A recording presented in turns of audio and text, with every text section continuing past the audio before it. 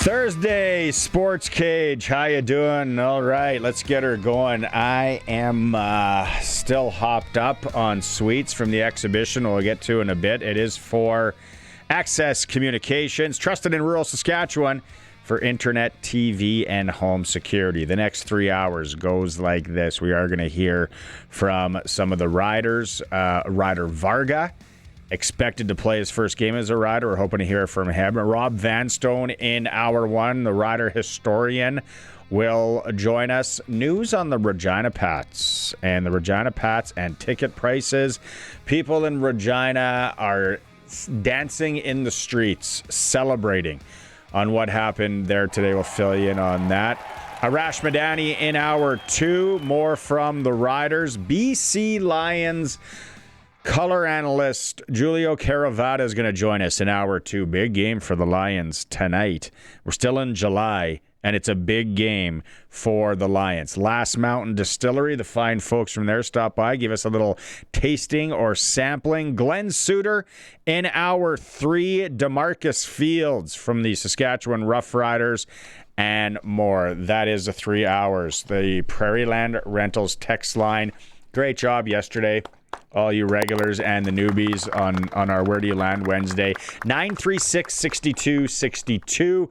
Text in anytime. Let us know what you're thinking. If you have some comments as we go along, it's brought to you by Prairieland Rentals, located at 600 Albert Street in Regina, where you get to deal with the owner, anything you need rental-wise, or if you're in the market to buy a Husqvarna product, they can get you hooked up and get you the warranty as well. And then all of our guests join us on the Western Pizza Guest Hotline. Don't sleep on the lasagna, the burgers, the salads, the souvlaki, on and on and on with Western Pizza.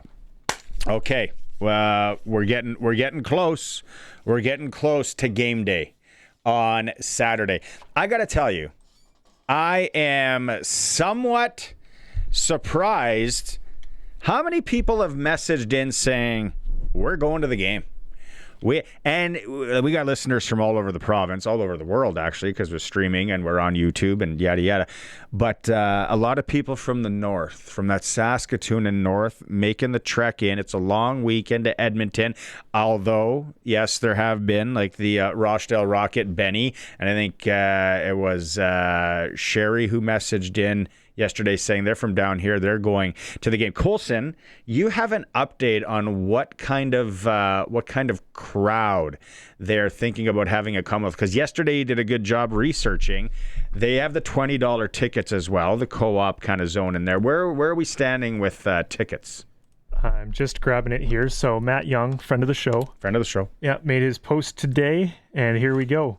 Right now they're sitting at a capacity of 30,920. with 25,000 sold or distributed.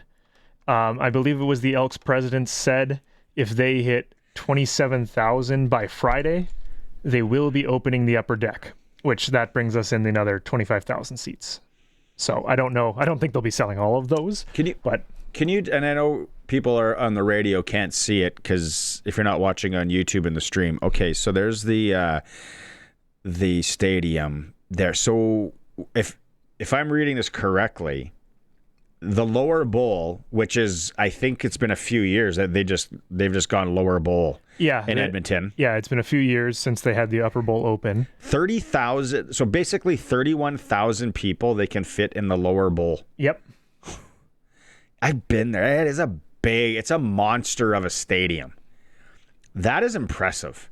They get 31 bodies in the lower bowl. So you look there, and if you're on the radio, I'll kind of explain the corners. There's room in the corners, not as much as you would think. But Cole said, I think it's safe to say from kind of the goal line to goal line, it looks like it should be pretty full. Yeah, it looks pretty sold out, goal line to goal line. So that'll be good. That'll be really good to see. Fans showing back up in Edmonton. I am curious if we will reach the upper bowl threshold. That'd be really fun. I wonder. I don't know if I want the lower bowl just absolutely jam packed, shoulder to shoulder, back sweat to back sweat, or if I want a spattering of people up in the in the upper deck. And they got those green and yellow seats there, which was when they were constructing that, it was smart. Because when it's empty, like it looks empty, but it's like, is that a guy in an elk shirt or is that a seat? I don't know. You don't know. And we will see a lot of Rider green, the other kind of green. Yeah. There tomorrow. Ticket prices are good. I think it was, we heard about 1,700 seats a day is what was going through the doors. What's that? That's nuts. It's a lot of cash. It's been a while, staying style, since Edmonton has moved that many tickets. And not being the Oilers. Yeah, in the Stanley Cup final. Okay, the Riders came out just moments ago with their injury report and game status for the game. All right, here we go. Darius Bell is out. DeJounte is available. Samuel Emelis, questionable for the Riders. So he's officially questionable. Could go either way. Zach Fry is out. Nelson Lacombo is out. Aubrey Miller Jr. available. Roland Milligan Jr. is out. AJ Ouellette, we know, is out week to week. And Ryder Varga is available. I think from all accounts and from what Dave Thomas has told us, Ryder Varga will be playing his first game as a Saskatchewan Roughrider. So we are going to hear from Varga, I think, here momentarily. Colson, let me know when that audio comes down. I got it. We have to talk today too about the exhibition. Okay, I went last night. Performance: Billy Dean, and Colin Ray put on an if you're in 90s country, they sounded good. They have the technology, but they don't have like the technology. Like when Def Leppard played at Country Thunder, whatever they got going on with technology, they sounded so good. And you know they don't sound like that. But Colin Ray, I think you could put him with a karaoke machine and he would still sound good. The fellas killed it on the main stage. We took it all in. Took in the food. Ate too greasy, for sure. Too greasy. First thing I hit, it's like I have never seen it before, but I was so hungry, kind of starved myself all day, was a poutine. Homemade cut fries with that was a bad out of the gate decision by me. You know what the other thing I thought too? See, you weren't alive, but some of our listeners were. You go back to when you used to go to the X. I used to go to the Saskatoon X with my parents all the time. That's going on right now too. It's kind of weird that both cities have it going on.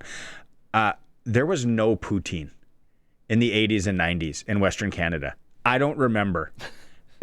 Seriously, it's cheese and gravy on French fries. There was fries and gravy.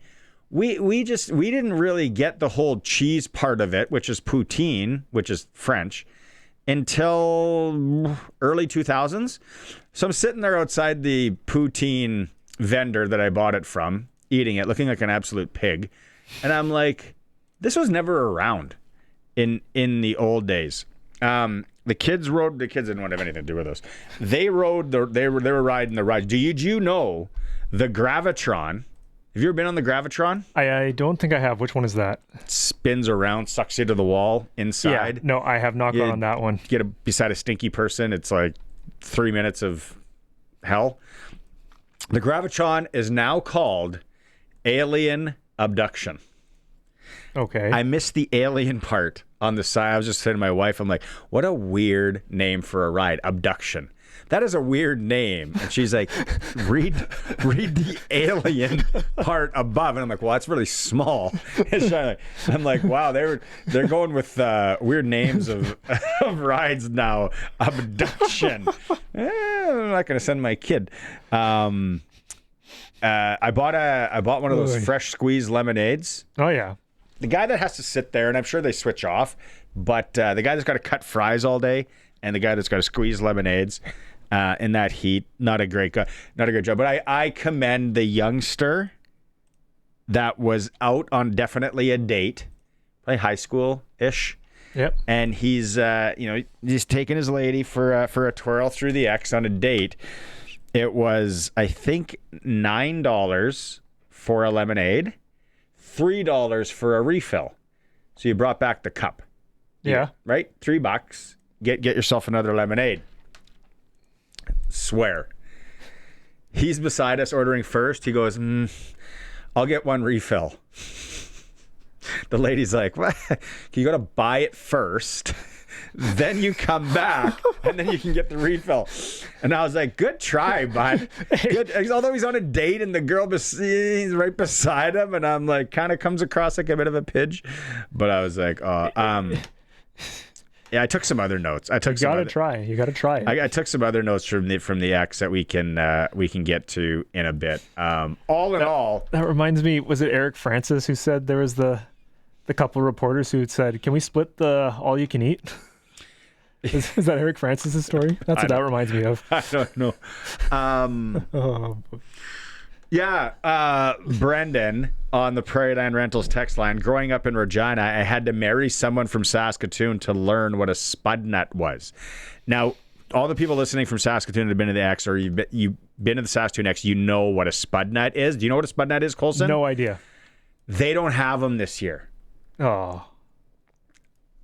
My mouth's watering thinking about a spud nut. It has nothing to do with nuts. Okay. It is like it's a pastry.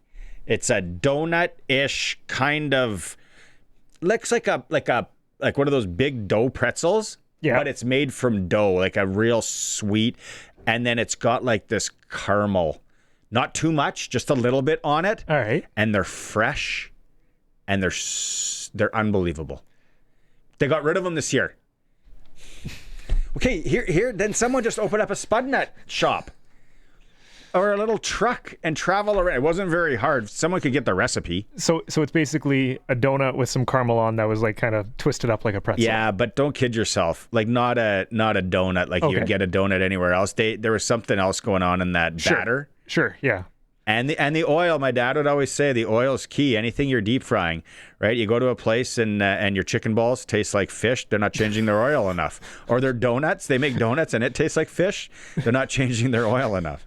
The things I had learned as a kid. Sorry, yeah, we'll talk some more X stuff down the road here. It was good though. Mm-hmm. All in all, it was good. Felt safe. All that stuff. It's the Sports Cage. We are standing by. We're hoping to have Rob Vanstone join us in a moment. Rider Historian. We're going to talk some football. We're going to talk the game coming up on Saturday, and probably a little Regina Pats too with Robbie. We'll be right back after the break. We're streaming through our YouTube channel at sportscage.com. Let's go back out on the Western Pizza guest hotline. Perfect pizza, generous amount of toppings, all the Greek favorites you love. Pick it up tonight. Rob Vanstone, Rider Historian, is joining us. Rob, have you ever had a spud nut? Did you ever go to the Saskatoon X and have a spud nut? No, I can't say that I have. I haven't done a lot of adventurous eating in my life aside from eating my own cooking when I was a bachelor. I survived that, so I presume anything is survivable, but no spud nuts. I should have taken the advice and ordered a refill for $3. I didn't even know there were $3 refills, so I'm gonna have to go back and get one. These things are great. It's not from that one. There's a lot of lemonade stands. It's a plastic cup. But if you do make it to Saskatoon X ever in your life, the spud nuts are gone this year. But the Doukhobor bread is still around. It comes out of the oven. The Doukhobor bread is top notch. But it's got to be tough working there when the X. I guess your lunch and supper plans are both handled. I had the sautéed shrimp for lunch. There's a food truck not too far from the entrance, and supplemented that with a corn dog, ingested not too long before we went on the air. For sure. I also got my second lemonade of the day, and I'm going to an event tonight, a book launch. Dale Richter, a local historian, rider fan, has done a book on the Regina Rugby Club's ties to the First World War and the number of players who served and in some cases lost their lives in the First World War. So I'm here until about 6:30 when I leave to the book launch. So that means a midway supper as well. So so we'll see what selections are choice in a couple hours. I saw you hit 100 kilometers on the bike the other day. So lifetime. After this week of X food, how many kilometers will you have to bike next week? I think the word is Pittsburgh. It might be Argentina. I'm going to have to go a ways. I got a plan for tomorrow to see how far I can push it. I don't think it'll be 100K. I'll probably just ride it to the midway and then neutralize any good that's been done by riding to the midway. So got to take advantage of the free admission, right? So yeah. This card works wonders this week. So exactly. Last Thursday's game, I felt instant classic. I don't know if we're going to go 10 years, 20 years. Where does that one rank as a classic regular season game? Oh, it's certainly top 5, top 10 material. I mean,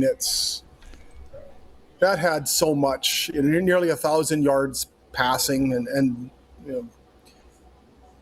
there were 9 different times in the game where a team assumed the lead, as teams exchanged the lead. 8 touchdown passes, 4 each by Trevor Harris and Cody Fajardo. Just so much drama. Perfect night, lively crowd. That had a ton. It's tough to rank them. When you're this old, you've seen so many of them, and I'm glad to say I've seen a lot of classic games. That one, especially when you consider it's 2 teams going for, at least at this juncture of the season, first place in the West, that added to it as well. And I'll always love a game that was played on the afternoon of the Joe Carter home run. October 23rd, 1993. Calgary came here. They had Doug Flutie. Riders had Ken Austin. Between them, they passed for 1,093 yards, still a league record for combined passing yardage. And I kind of got the same feel watching Flutie watching Cody and Trevor this last week as I did watching Ken Austin and Doug Flutie in 1993. I just didn't happen to be 23 this past Thursday, 29 this past Thursday, unfortunately. So it was funny. That was such a great game, and then it was so forgotten because Joe Carter homered later that night.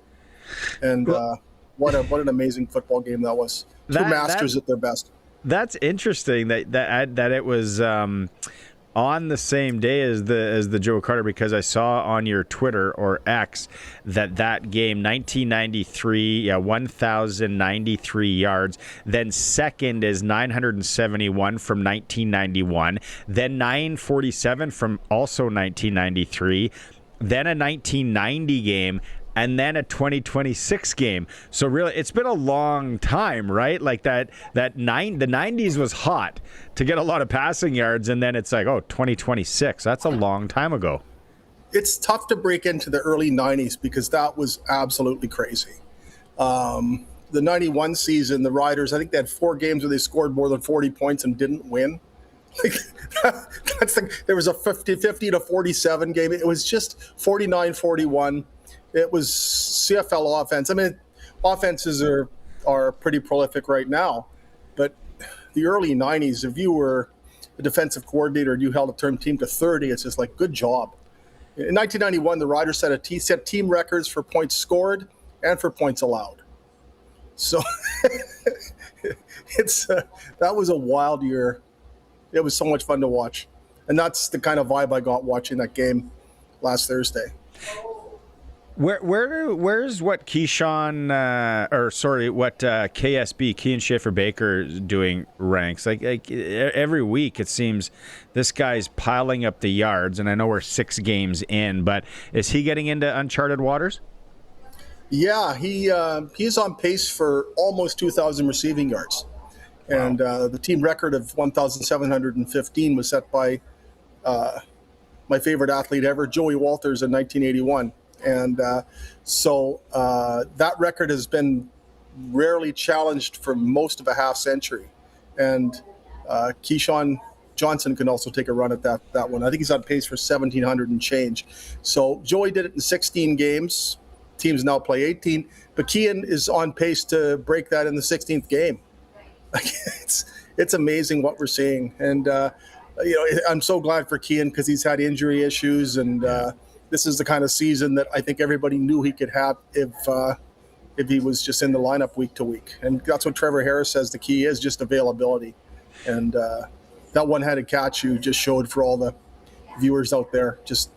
It was so casual, too. It's like, okay, it was like catching a pop fly. You see that at practice, though. I'm not at practice all that much, but the ones I've been to, it seems it's either him or Keyshawn or Emilus. They're doing some crazy one-handed catch on the sideline, and as soon as I saw that in the game, I'm like, it looks like those guys are in practice. Were you as surprised, although I hit it on the sprinkle, of both running backs going under there? It wasn't obviously AJ gets hurt, but especially Rankin under 40 yards in the game. Not completely, because BC had done it twice. So there was a bit of July. So there was a bit of a blueprint on how to do it. And the Roughriders are well established as a very good team against the run. I think what a lot of people would have said is that, okay, if you can hold to Justin Rankin to X or under X, there's a pretty good chance of you winning the football game. And there was a pretty good chance of the Roughriders winning the football game. It took a lot for that not to happen. But I think what a lot of people were talking about is the key to the game was accomplished by the Roughriders defense, but it still didn't tilt the outcome. I don't know if you want to touch this, and if not, you can say what's the word? Abstain. If it's a lemonade refill, I'm definitely in. Where does that offensive pass interference call rank on maybe bad calls in your books? Well,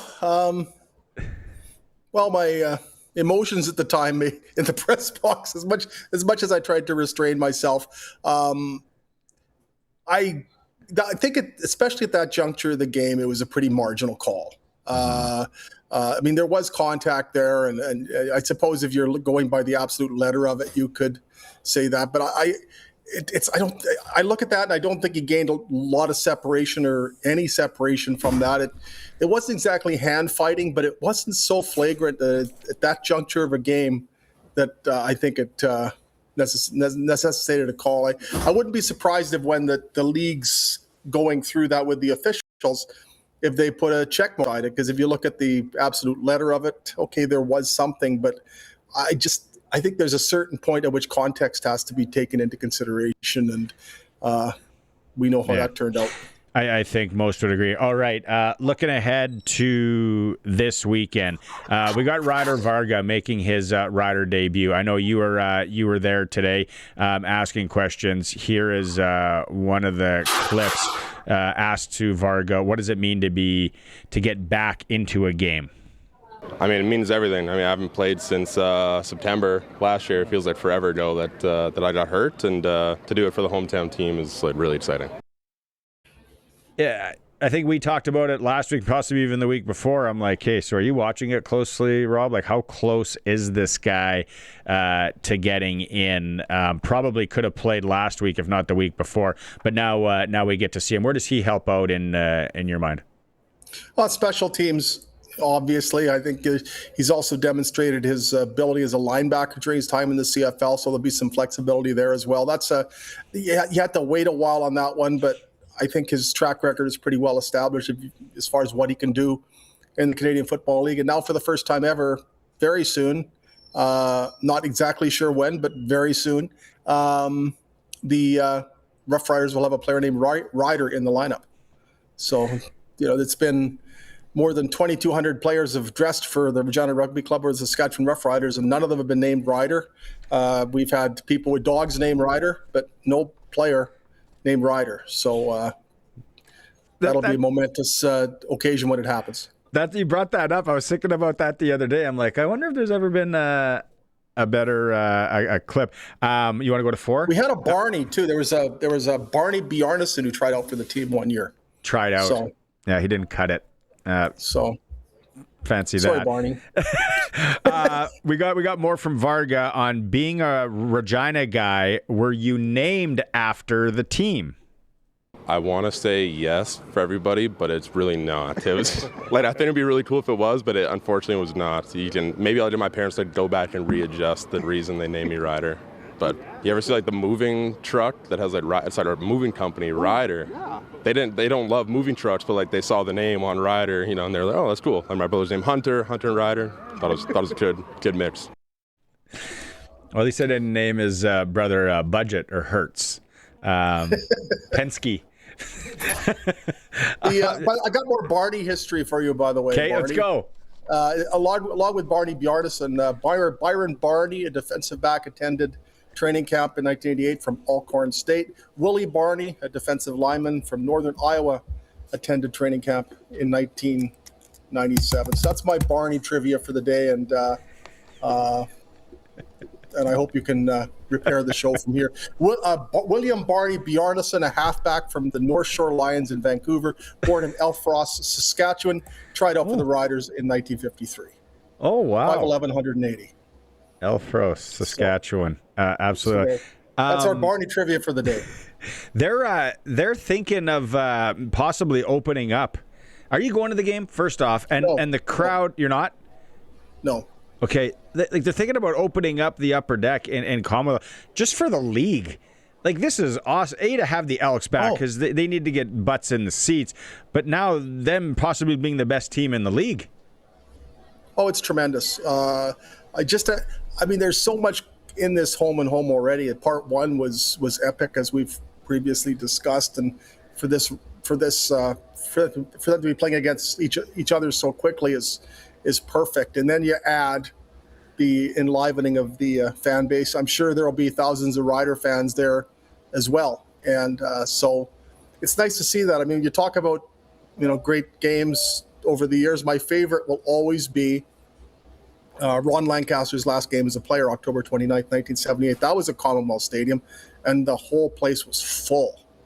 It was only a few months after the Commonwealth Games were held in that very facility. Wow. And so I remember growing up, and every seat was taken during the Edmonton Dynasty years. So it's nice to see them get back to that. It's been a long time coming, and it's good. It's good for everybody, like you said. I'm really curious. I can't even imagine the pressure, although he might not say there isn't, that Alex Hale will be under on that first time he gets rolled out to kick a ball on Saturday. I mean, it's a pressure position anyway. I mean, there's no other position in football, unless I'm really missing something, where points are at stake every time you step on the field, except for kickoffs. So I think that just comes with the territory. I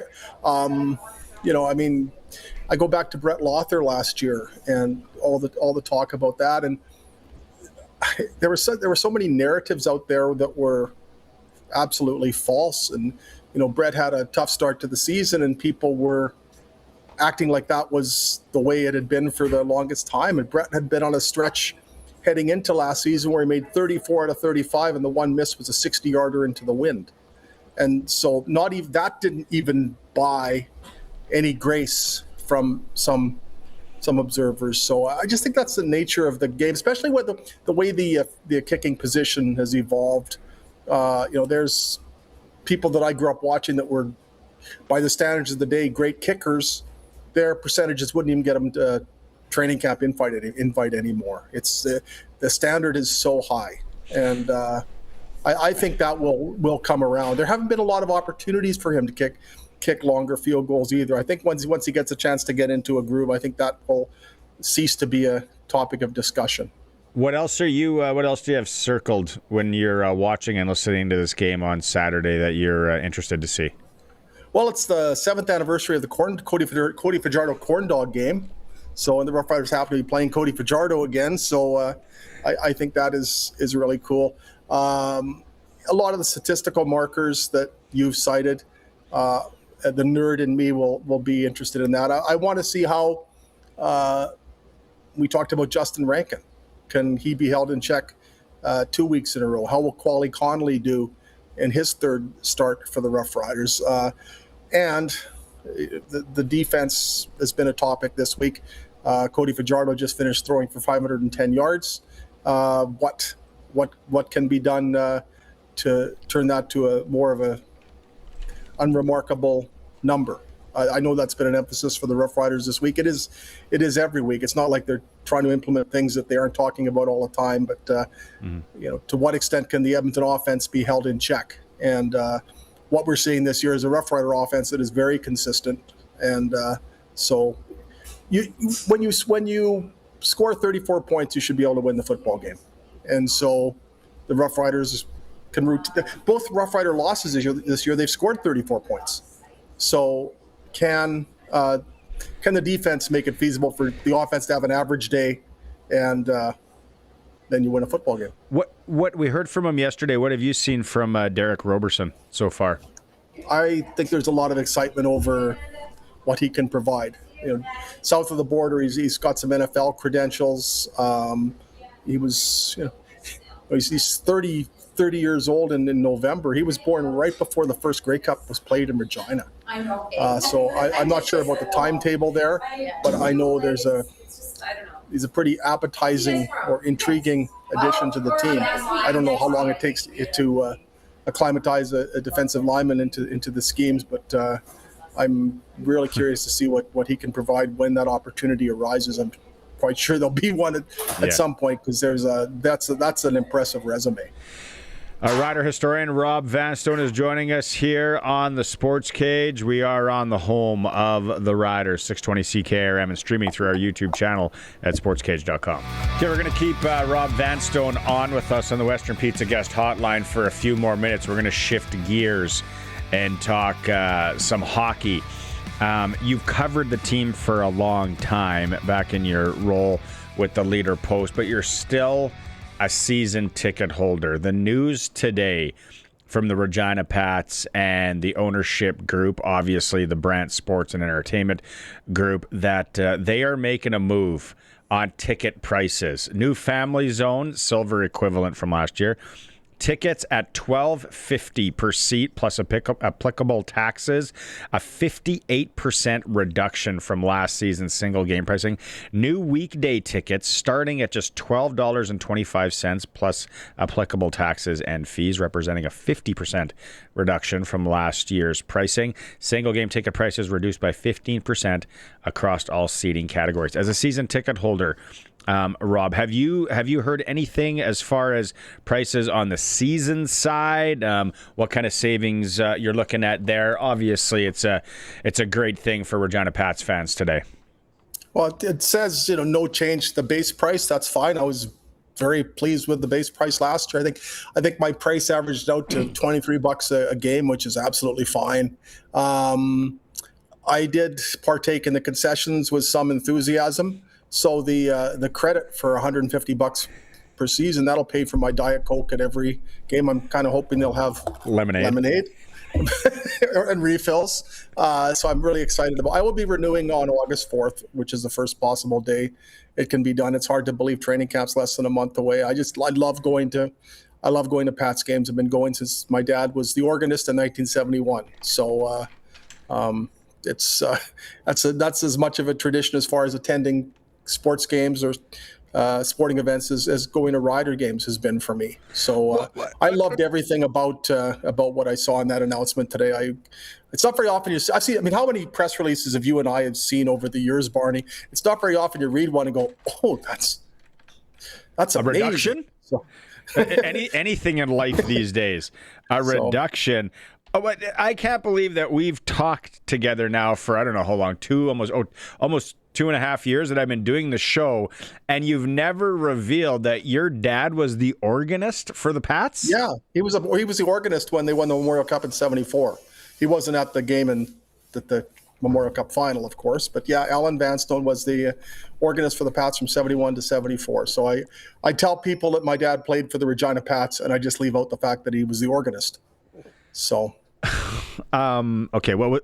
I went to every game. I sat in the little organ booth in the little open door on a folding chair, and I still remember Dad having to use a handkerchief to clean off the little window in the organ booth because he was smoking so much there was a cloud. Did you ever? That is the 1970s. What is? Is it called tickling the ivory, or that's just piano? Did you ever get into it? No, I took piano lessons actually a few years ago, and then the pandemic hit. So I my recital is on hold. But my dad was he was a jazz musician in town, and that's why you like jazz musician. That's why I like jazz. And the last weekend of his life, Alan Vanstone played with his jazz group at the Hotel Saskatchewan. Last weekend in May in 1982, he died of a heart attack June 1st of that year. So he was able to do what he loved to do right till the end. And so yeah, that I've inherited a lot from my dad, including the bags under my eyes. Like they're. If you knew Alan Vanstone, look at these things. Like that's heredity at work. Did he have a go-to? Did he? Like, is there one that you remember? Like Slapshot, right? Never play Lady of Spain again. But did your dad have a go-to? He got a letter once from the Regina Pats management group saying he should no longer play Three Blind Mice when the officials miss a call. So I was pretty proud of that one. He used to play Barber of Seville, which was really good. He had some little, in the silent movies, the slapstick thing, when there were fights going on, he would play kind of slapstick music. I would love to have a recording of my dad playing the organ at Pats games. I think I remember Blades games and the organ, and just every time that I don't even know what the song's called, but it's that like have Lady of Spain. Nagila, have I think like that is good. Did he have? Was it just one, or did he have the 2 or 3 banks of keys? I think it was 2 banks of keys and 4 packs of cigarettes. So it just sat and ripped darts. He sat there and smoked. And Dad didn't know anything about sports at all. He'd had major spinal surgery in 1971. It was like 50-50 that Dad was going to get out of the surgery. But for a couple of years, he was an architect. He couldn't work. He couldn't do much. And then when he starts recovering, Mom had to sell Dad's piano to raise money so he could afford the mortgage and an extravagant son. So Dad was picking up any gig he could. So here's this guy who was writing musical scores for the Regina Symphony, and just the musical genius, getting $25 a game to play the organ at Regina Pats games. And so Dad wrote musical scores, and my version of scores is 4-2, 6-3, in overtime, 4-3. $25 a game. How much was a pack of darts back then? They used to have cigarette machines back then. My grandfather came over from England in 1973, and I remember sitting on the kitchen table helping him roll his cigarettes.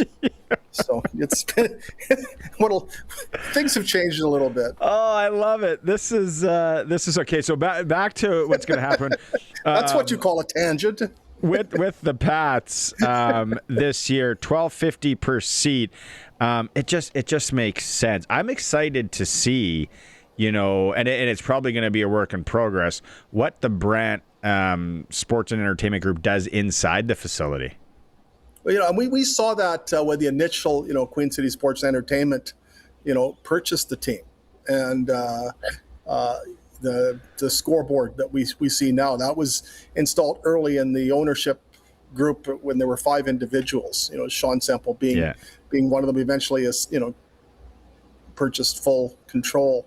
So we've seen the impact that the ownership can have.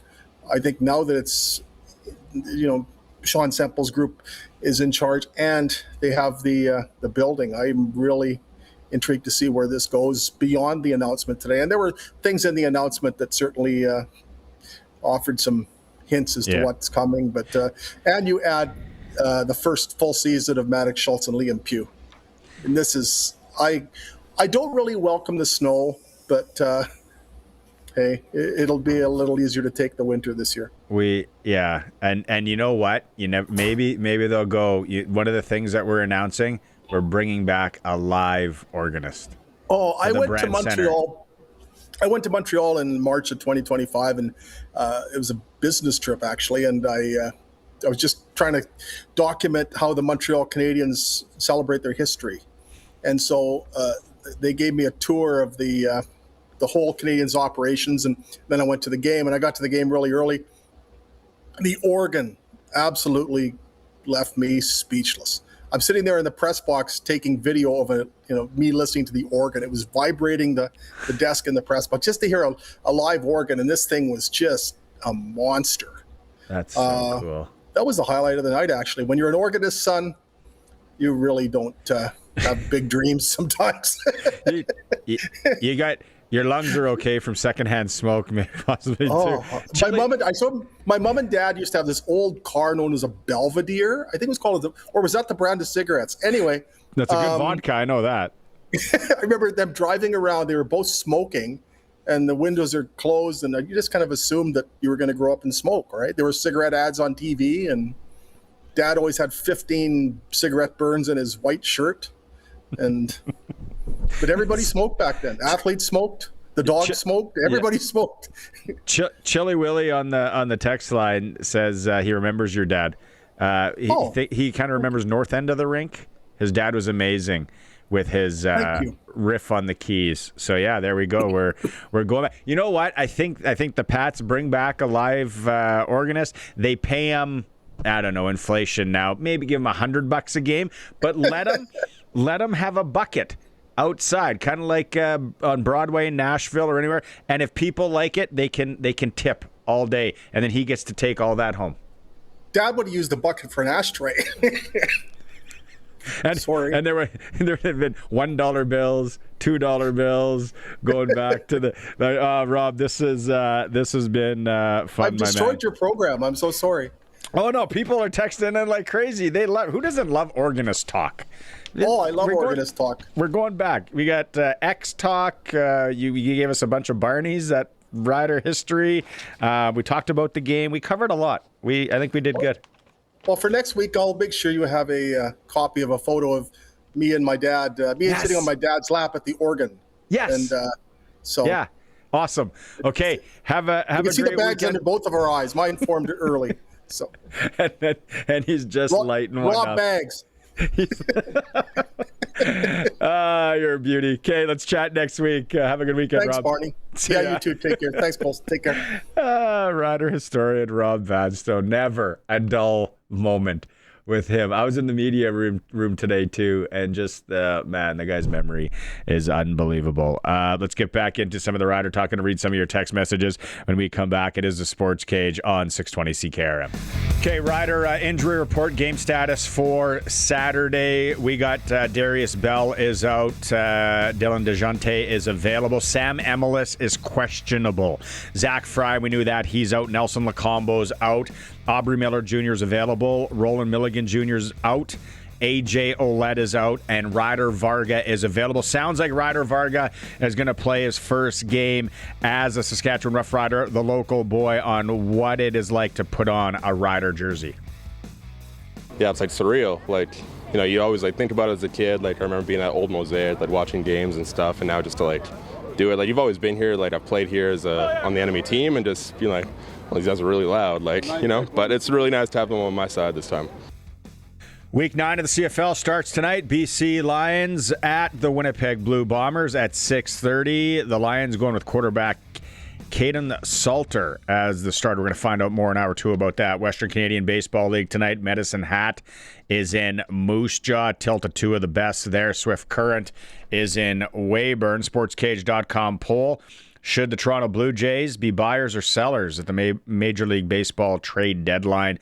Vote at sportscage.com. It's for Reliance Heath. Rent a water heater and softener together for just $1.20 a day. Get $400 cash back when you switch to Reliance Heath. And then the other big news today, not on the ticker, but this is Regina Pats gonna get some people in the stands. $12.50 a seat, Colson. That's the new family zone pricing. I don't know how many times, and we've had people message in here, and message away if you want, 936-6262, Prairieland Rentals text line. The price of going to a Regina Pats game. Now, I know all of our listeners aren't in Regina. A lot of Moose Jaw, Swift Current, Saskatoon, into Brandon, PA. Yeah, like some of these other, you know, I think Saskatoon's been possibly the most aggressive with some of their packages, like $99. You can take 4 people and family. You get fed as well for $99. They've done some really aggressive things there, and then some of the smaller markets as well. So the Pats are falling in line, and the Brant Sports and Entertainment Group making a commitment to making it more affordable to go to hockey games this year. Again, if you have some comments on that, you can text it in 936-6262. Prairieland Rentals text line here. Pat knows what's going on. Pat's starting to message in more and more. We appreciate it. Pat knows about the Spud Nuts that aren't available anymore at the Saskatoon X. Regina, I know you never had them down here. From what I know, it was a Saskatoon thing. Pat giving us some knowledge. He says they are called Spud Nuts because the dough is made with potato water. Dukerbor bread, also delicious. You do have somewhat of a palate. Hello. Hey, tell Sharky that. What else we got? Benny, the Rochdale Rockets, sending in some of his sprinkles, starting with tonight when we get to sprinkle of the day. Where should we do sprinkle of the day right now? Colson, let's go for sportselect.com. I haven't even looked yet, but I know I gotta play it. Are you looking at the Rider game? No, let's go to tonight's game. We go to Rider game tomorrow. A lot of Lawrence is joining us tomorrow for I don't know what everyone else is thinking out there. BC, if you're going Sports Select, huge dog, 430. The tie pays 435. Winnipeg sitting at 140. Wouldn't this be something?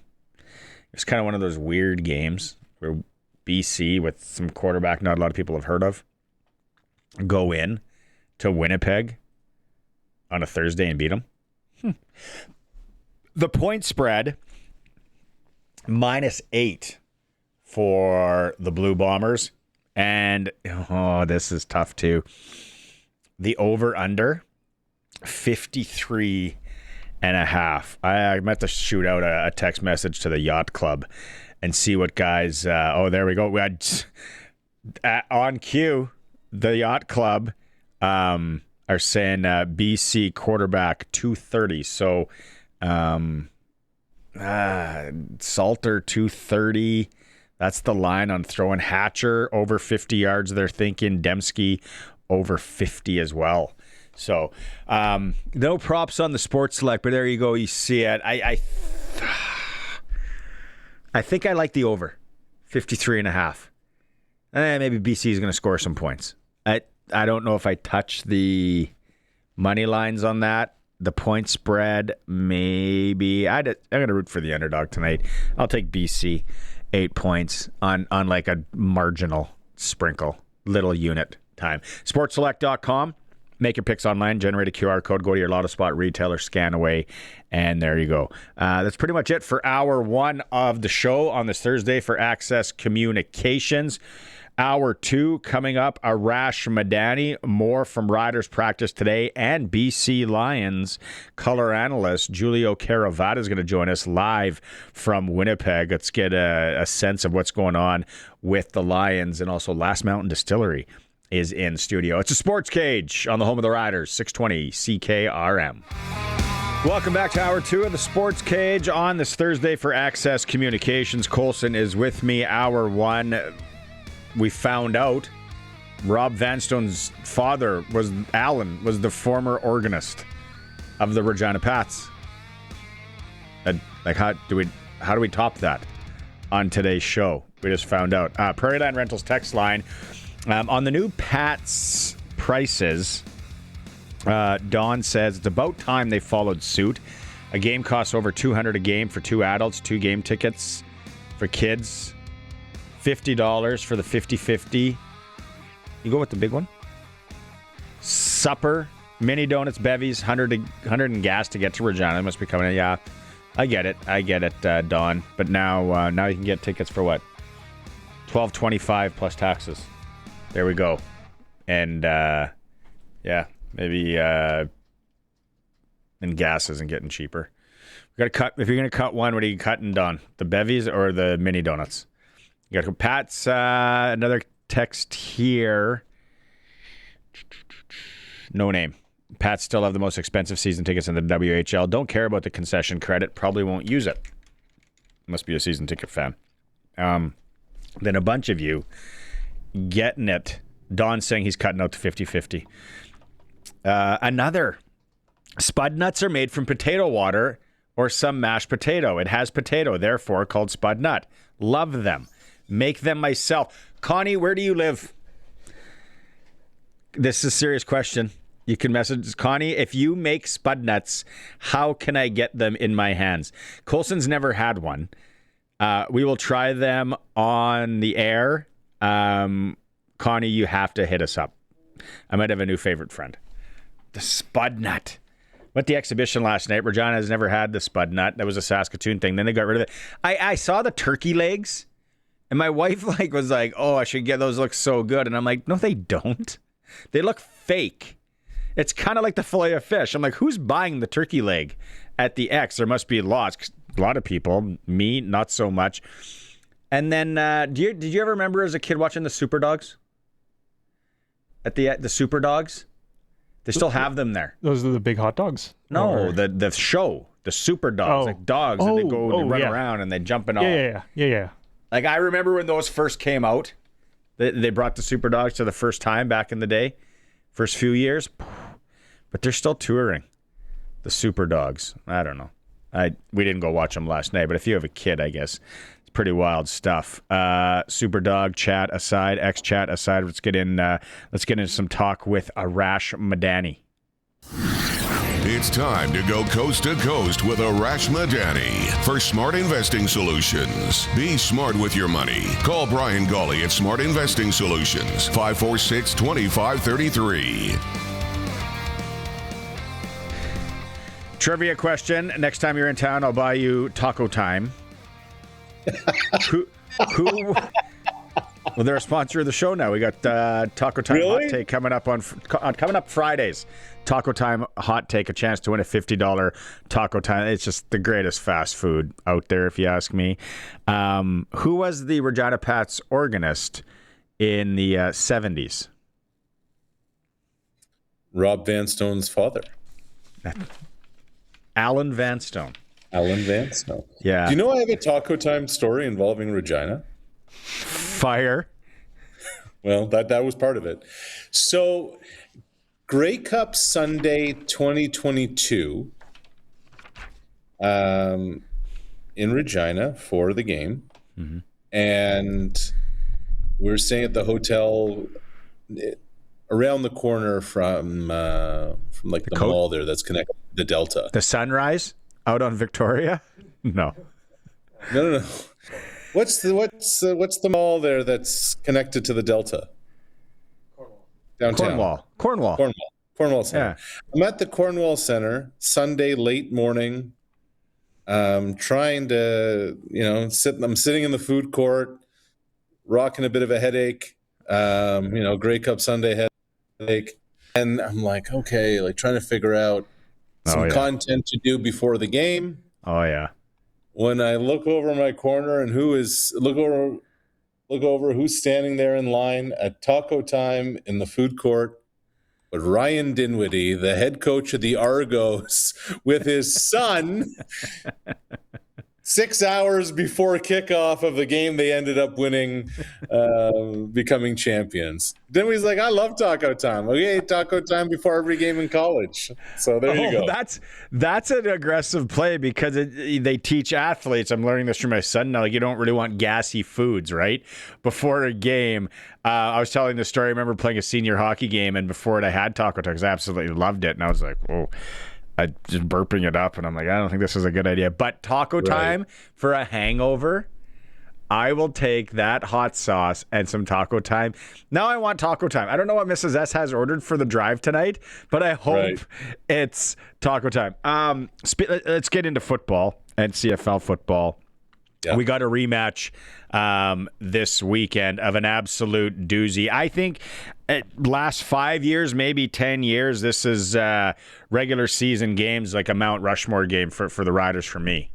Well, I just think it's just box office for the CFL. This is the game, Barney, that has revived football in northern Alberta. For Eskimos / Elks has just been on this downward trajectory for years. It's been a mess, etc. Everyone's trying to point at, different reasons why. Well, the reason it wasn't working is because the team was dreadful. Well, now suddenly the Elks are 6-1.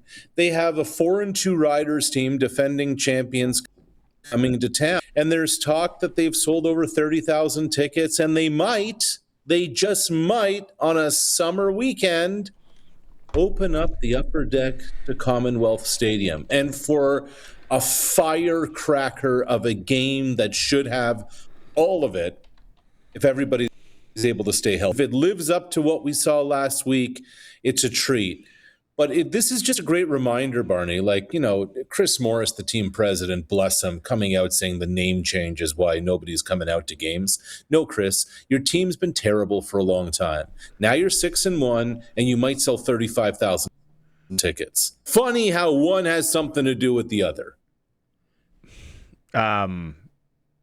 You know what, though, when we look at it, kind of go to the Labor Day games, it's hard for a game to live up to when you just have a classic to live up to it. I think we all hope it does. You talk about for the Elks. I think for the league, what happened Thursday night was big. I agree. And it's also now leading to this. And if you can get Commonwealth rocking again, just how important that is. An attendance been an issue in a lot of places. So, look, a healthy Edmonton Elks franchise is good for the Canadian Football League. It's needed for the Canadian Football League.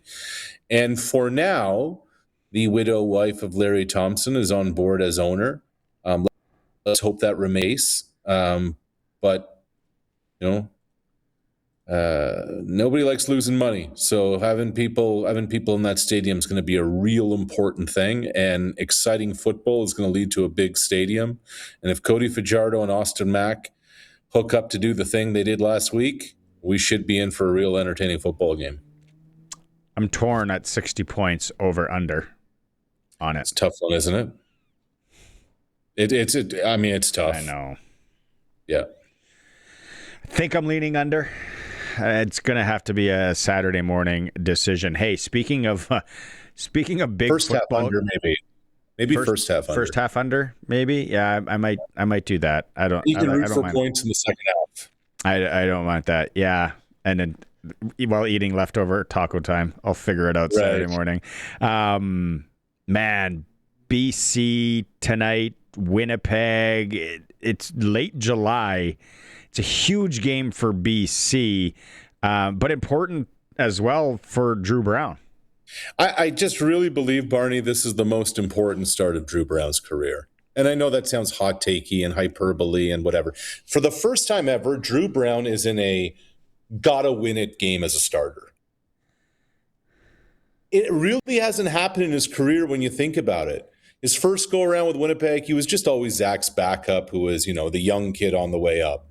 All that time in Ottawa, there were no expectations. The team wasn't very good. They weren't going to win football games. Even since coming in with Caleros hurt the last couple of weeks, it's a figure it out, get through whatever you got to get through. The Lions aren't very good. They're not very good on special teams. They're certainly not good on offense. Their defense has been an adventure. They have one win the entire season. The Bombers are 4-3. They need this one right now, with the West being whatever the West is. And let's see if Drew Brown has the goods. I'm not convinced he does overall, but this is the game he's got to win. This is the game that shows you, okay, something competent there or not. What? Hear me out here. Yep. Let's say Davis Alexander, that hamstring, it looks dicey. Let's say come end of the year, things ain't good there. Bo Levi ain't coming back. Don't know what's going on with Kelly. Easiest route to the Grey Cup for a West team might be the crossover. 100%. 100%. And I guess Wouldn't that be a sandbag play? Just don't know when Nathan Rourke's going to be back for BC. You know, yeah. By the way, speaking of Davis Alexander and speaking of must-watch TV, including the Edmonton Elks, how about Montreal home to Edmonton next Saturday afternoon? How's that for get your popcorn ready? Yeah. Oh, Edmonton's got a stretch here. Edmonton's got a stretch. Let's shift gears. Tell me about Sarah Mitten. All right, so Les Coulson, he's like, why we haven't talked about the Commonwealth Games yet? I'm like, I'd love to talk about the Commonwealth Games. So basically, we all know the Olympics are every 4 years, and kind of sandwiched in between at the 2-year mark is competitive games involving Commonwealth countries, and Canadians are doing really well there. And Sarah Mitten is a shot putter from Brooklyn, Nova Scotia, who has won everything in shot put except an Olympic medal. She just won back-to-back golds at the Commonwealth Games. She is gearing up for LA 2028. Barney, this is to me the interest of Sarah Mitten. Brooklyn, Nova Scotia has, I believe, 2 traffic lights. I went and did a feature with Sarah back in 2024 before the Paris Games. Her high school, across the street from her high school, is just this field. Okay, like overgrown grass, rusted soccer posts and crossbars, etc. Yeah, I know what you're talking about. Because of what Sarah Mitten is doing athletically, they are building a state-of-the-art track and field across from her high school in this tiny little community near Liverpool, Nova Scotia, because Sarah is an elite shot putter. At the local theater, the citizens of the community gathered on the night that Sarah was competing at the Olympics to watch her on the big screen. Like, we so caught up in pro sports sometimes, we forget the impact that elite amateur athletes can have on where they come from and next generation of athletes. What else do you got for us from the Commonwealth Games? We are your Commonwealth Games headquarters here. We really are, aren't we? Let's do one more. Why don't we do Damian Warner, Coulson? Okay. Like, I think this is amazing. Like, to win the decathlon, at 10 events. Like, you are literally the best athlete on earth. Yeah. High jump, long jump, sprinting, pole vault, you name it, right? Damian Warner won gold at the Tokyo Olympics for Canada. He's now 36 years old, and he wants to give this one more go at LA 2028, where he'd be 38 years old. Wow. I covered Warner at Rio 2016. He might be going to LA 2028, like in that event. So here's a dude who can compete, and he's still doing it at a high level. It's pretty impressive. Coulson dropped this on us before the show. The double IHF has made a ruling on Russia for hockey. It's like, whoa, not so fast. Ruskies, don't think you're coming. That's it. And this is going to be an ongoing conversation in the sports ecosystem, double IHF, all these different global organizations. It's going to be really interesting if it can get good at soccer again, what FIFA's kind of stance is going to be on all of this. But, I'm off to work tennis next week. They still don't put the Russian flag next to the Russian athletes on the tennis court. So this is not going away anytime soon. Let's put it that way, Barney. Okay. Toronto Blue Jays. Yeah, boy. Are we just are we selling? Is it stupid not to sell? Where do we land? The Blue Jays are going to be in sell mode. if there was any flicker of hope that they may not and still have a go at it, Vladimir Guerrero Jr. the other night in Washington, hamstring, tweak, tightness, pull, whatever you want to call it. Schulman's line on the broadcast was, the hits just keep on coming. Now they've lost Vladdy, not that he can hit for power anyway.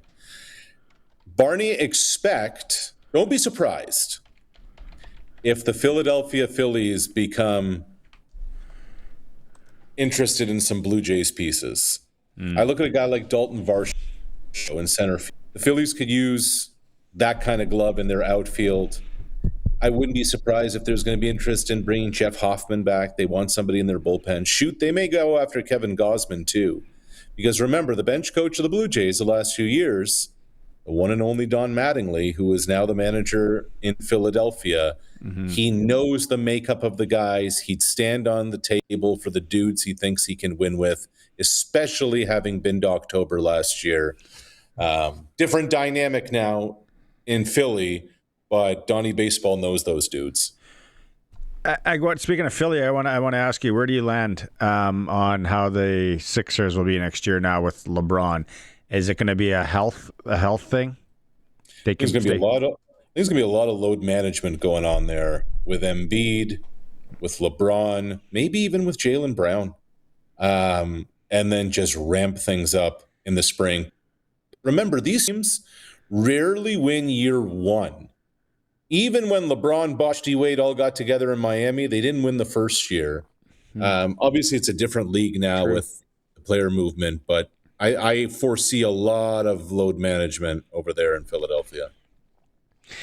Okay, I'm not here Tuesday next week, but Thursday next week, you're working tennis. Where are you working tennis? Montreal, National Bank Open. Are you doing a ball boy like Kramer? I should. I'm not. I'll think about it. Oh, so I can't really put you on assignment then. So I was going to say, I need you to look up. You know what starts next Friday? What do you got? I don't even know where it is, Colson. The American Roof Ball Championships. Roof Ball Championships. Yeah, and we were Roof Ball when Roof Ball wasn't cool here on the SportsCage. It was like one of my first weeks doing this show. We found this roof ball and started talking about it. So, man, you know what? I'm going to try to get someone on the show Thursday to talk roof ball, and then people can just go to their phones and look up what are these idiots talking about? Roof ball. It's a legit thing. It's on ESPN. It's throwing a football on your roof like you did as a kid and trying to catch it.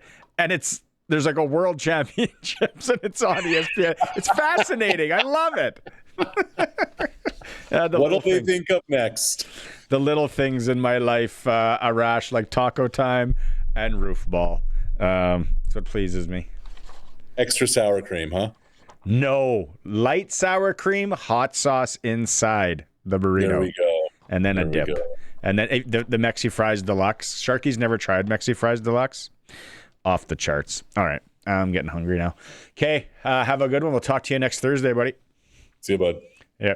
There he is. Arash Madani, Coast to Coast. Brought to you by Brian Golly and Smart Investing Solutions. You got to be smart with your money. And you can call Brian Golly and his team. The Rough Rider Foundation 50-50 tonight at 10 p.m. is the deadline. You're going to get a 50-50 for the game Saturday, and I know they're in Edmonton, but if you're just kind of tuning in here, you can still get 50-50s for the road game, and you want to get it before 10 o'clock tonight because then you're in for the early bird prize as well. This week's early bird prize, Blue Jay weekend for 2 in Toronto. Return flights from Sask to Toronto, 2 nights at a downtown hotel near the Rogers Center, and 2 tickets to a Blue Jays game. You don't want to go, that's okay. You can take $3,600 in cash. But the deadline is 10 p.m. tonight. Riders5050.ca. Let's go to break here. We'll come back. Clutch Performer quick. We're also going to hear some more from Rider Practice today. It's the Sports Cage, streaming through our YouTube channel at sportscage.com. Roof Ball Championships coming up next week. Let's go. We'll be all over it. I mind Saskatchewan mid-amateur champion Connor Sissons and Jesse Gibson at the Nationals in Calgary Mickelson course. They've made it through the cut. So they're playing golf today. Just a shout out to those two players. Course is playing difficult out there. That is mine. Colson, over to you. I'm going to the Minnesota Twins, Kansas City Royals, Cody Clemens with the walk-off grand slam. 0-2 from Strom. Clemens in the air to right center field and deep. Back it goes. Deep it goes. And gone! Cody Clemens wins it. And the Twins walk off the Royals once again at Target Field. Can you believe it? 4-3 the final. Down to their final strike. Twins win. Twins win. The Twins win it. That's good. That's exciting. Oh, yeah. So good. And down to your last strike. Down the last strike, go yard. Why not? Glen Suitor in Lumsden, Saskatchewan. You want to put solar panels up?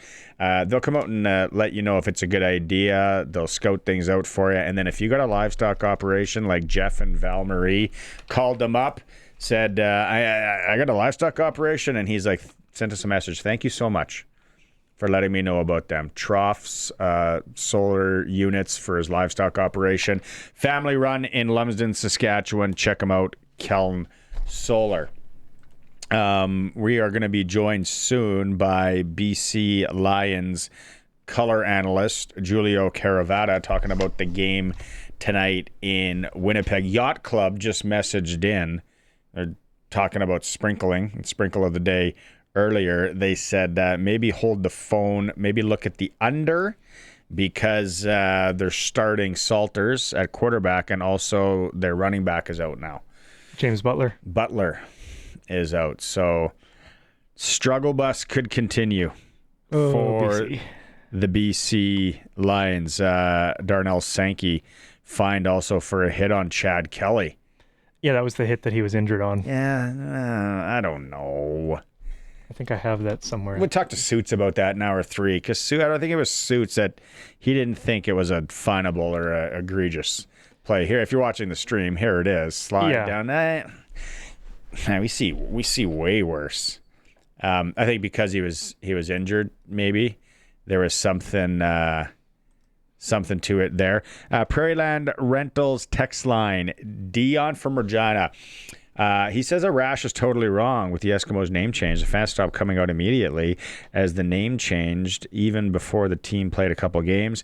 As a diehard Eskimos fan, I talk to endless people about the Eskimos. All right. Thank you very much. On the Pats season tickets, leave your name and number and where you're from. Come on. 0 incentive for a long-time season ticket holder. Not a concession grease food person. I get that. Well, maybe they're going to start having some healthy foods. Or you could be like Rob Vanstone, just get your Diet Coke.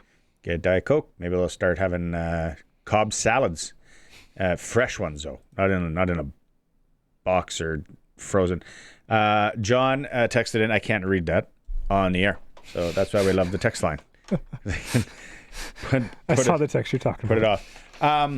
So just to mention this too, this is, we talk music on here all the time. Heartstrings and Honky Tonks coming up September 21st at the Dark Hall in Regina. If you've ever been to the Grand Ole Opry, anything there in Nashville, it's like a live radio show. And then they have performers. It's been like that forever, and they still do it like that. It's cool. That's what they're kind of going to do at the Dark Hall. Very, very interesting night, if you like. And the musical acts, Michelle Wright, Kelsey Kulik, the Johnner Brothers, Clayton Bellamy, and Dan Davidson. Again, coming up September 24th, Dark Hall in Regina. Going to be a great night. You get your tickets at heartstringsandhonkytonks.com. I would like to take this in. That's good. I think Cody and Gloria are going to be up there in a live broadcast right here on 620 CKRM. I'll shout this out too. Got to give this a Prairieland Rentals text line when you get ones like this. Shout out and congratulations to the Wynyard Blues who won the Senior Men's Open Fastball Championship on the weekend. Big shout out to the town of Wynyard for hosting a great event. All the volunteers are fabulous, great atmosphere in a small town. I would have liked to have gone to that Beer Gardens. How was I not aware of this? I could have maybe even played a few innings. And man, I love fastball. Pinch hit. I could have started a little gambling ring. I know it's illegal, but could have sprinkled a bit. Watching some fastball out in Wynyard. Yeah, all the time. Send us in those kind of things any day of the week on the Prairie Land Rentals text line. Okay, go to break. And then hopefully we're going to talk some BC Lions. Get set to play Winnipeg tonight. It's a Sports Cage streaming through our YouTube channel at sportscage.com. Thursday edition of the show for Access Communications. Trusted in rural Saskatchewan for internet, TV, and home security. Don't forget Rider 50-50 tonight, 10 p.m. deadline. 50-50, 10 p.m. deadline tonight. If you want the early bird, being in the early bird, the Blue Jay weekend for 2 in Toronto, or you can take $3,600 cash. Riders5050.ca. Big game tonight. And I know it's July, but it's a big game. Let's go to the Western Pizza guest hotline. Western Pizza tonight, perfect pizza, generous amount of toppings. Why wouldn't a guy or girl? Giulio Caravatta's back with us on the Western Pizza guest hotline. You're getting ready. You're set. You're in Winnipeg. It's only July. Is this a big game for BC? But I know there's a lot of things stacked against them, Giulio. Well, you're right. It's as close to a must-win game as there is for them right now. You look at the way this season has started for them with the injuries and the way that they've played early on. It just hasn't been good enough. And then when things started to kind of come around, they've really been hit hard with the injury bug, right? So again, a couple of injuries on the offensive line. Some of their guys are scheduled back. Some of their guys, I think, Gary Peters would be a great example of this, was coming off the 6th game and should have been available for this game, and then got hurt on Tuesday. So, it's been one of those years. Ryan McMaden, I think, is as frustrated as any, trying to fill out his roster, and on a short week as well, right? Yeah, that's a difficult thing too, where you're plugging in guys that maybe haven't gotten the reps that they probably normally would have gotten during the week, and now are getting stuck into the starting lineup. So, yeah, things are up. They're up against it. Then throw in the fact that you're starting your 3rd-string quarterback doesn't help your problem. Well, that's what I was going to. What can you tell us? Probably a guy that you've seen throwing it at practice and whatnot. What can you tell us about Caden Salter? He's, I've seen many guys like this, come up here. You look at his collegiate statistics, and I know that in this day and age too, when you're a 4-star and a 5-star recruit, and there's a ton of stuff on his history. Obviously, coming out of high school, he signed in Tennessee, left Tennessee, went to Liberty, and then last year, replaced Shadur Sanders in Colorado, and didn't have the best year in Colorado, but a guy, when you look at him, when I look at him, he's a guy that, has all the physical tools, right? He can run. He's got a very good live arm. The question's going to be can you do it when, it really matters, right? That's the difference between all these guys. And I say this all the time, and I'd say, I could line up 200 guys in a field, and you could walk around and say, oh yeah, this guy's got a great arm. He can really spin it. This guy can run. But there's very few that step into games that can manage a game and anticipate space and all those kinds of things that make elite quarterbacks, right? I look at guys like Trevor Harris, who's a perfect example of this. Like, he's not going to overwhelm you with his physical prowess and the way he throws the ball, 60 yards downfield. But man, oh man, he not only I don't want to say manage a game, because I don't want it to diminish his skill, but the way he reads a defense and gets rid of the football and throws into space and anticipates where receivers are supposed to be. That's what makes them elite. So in Caden Salter's case, I will say this, that you have a guy that has the physical skills. Now we have to see whether or not he can do it when it matters, and when the pressure is there, and when you've got a crowd of 30,000 people yelling at you. Now that's a part of his game that I talked to him about, that I think he's very comfortable with. He's played in some very, very hostile environments, and the crowd and all that kind of stuff does not faze him, I don't think. The hard part's going to be this for Buck Pierce. How do you manage this game with a young quarterback? Do you baby him? Do you try to get the running game going like they tried to do it with Chase Bryce last week, and all of a sudden now you're leaving yourself 2nd and 8, 2nd and 9 if you don't get that running game going? Or do you kind of give him a little bit of leeway and let him kind of do his thing, live a little bit on the edge, as opposed to trying to have a real organized game plan? You know what I'm trying to say? Like, yeah, I think the difference between him and Chase is this. Caden's going to be able to attack an edge with his speed. Like, so if you're the backside end or the backside linebacker that's responsible for the quarterback, you better be responsible for the quarterback. Yeah. Because that's where he can hurt you if he gets out on the edge, because he's got great feet and he can run. Whereas with Chase, he's not running. So if you're a defensive end or a linebacker, you're going to say, you want to keep it? You go ahead and keep it. I'm going to catch it. Yeah. But with this guy, I don't think you're going to be able to do it. So as far as the running game, and I know they're going to want to run the ball because that's what Buck wants, it's going to be interesting to see how he has an effect on that. Was it the right move to move on from Chase? Did you see enough from him too? Well, I think the disappointing part is this. When you're in your 4th year as a quarterback in this league, you have to be able to go out there and prove why you're there, right? You've been there 4 years, you know the offense, you've been around, you've played in preseason. Now it's that next step. And what I thought, and I like Chase, he's a great kid. When he has come into games, he's really kind of let it loose. But I felt over the last couple of weeks, and especially after the Edmonton game when he threw 4 interceptions, that he came into this game, the last week's game, I think a little bit tentative, not wanting to throw the ball. And that little bit of split-second hesitation at this level is going to get you sacked. It's going to get you late on throws, and that's when you're going to cause problems for yourself. And I think that there was much more at stake for Case. I just felt that he was, playing for his job. You know what I mean? Like, had that kind of anxiety and pressure that goes with that thought process. And you have to think, for his case, I've been there. I know that thought process. So you've been there 4 years. There's an expectation of what the level should be. And if you don't meet that expectation, why keep me? Right? Like, you're playing with that kind of pressure.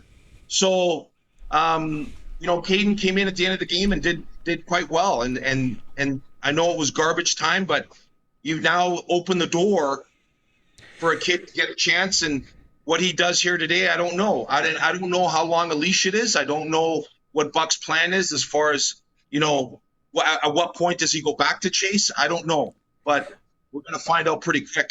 Yeah, well, you got to let him run. And you've been around the league a long time, and then a lot of you have been watching the league a long time.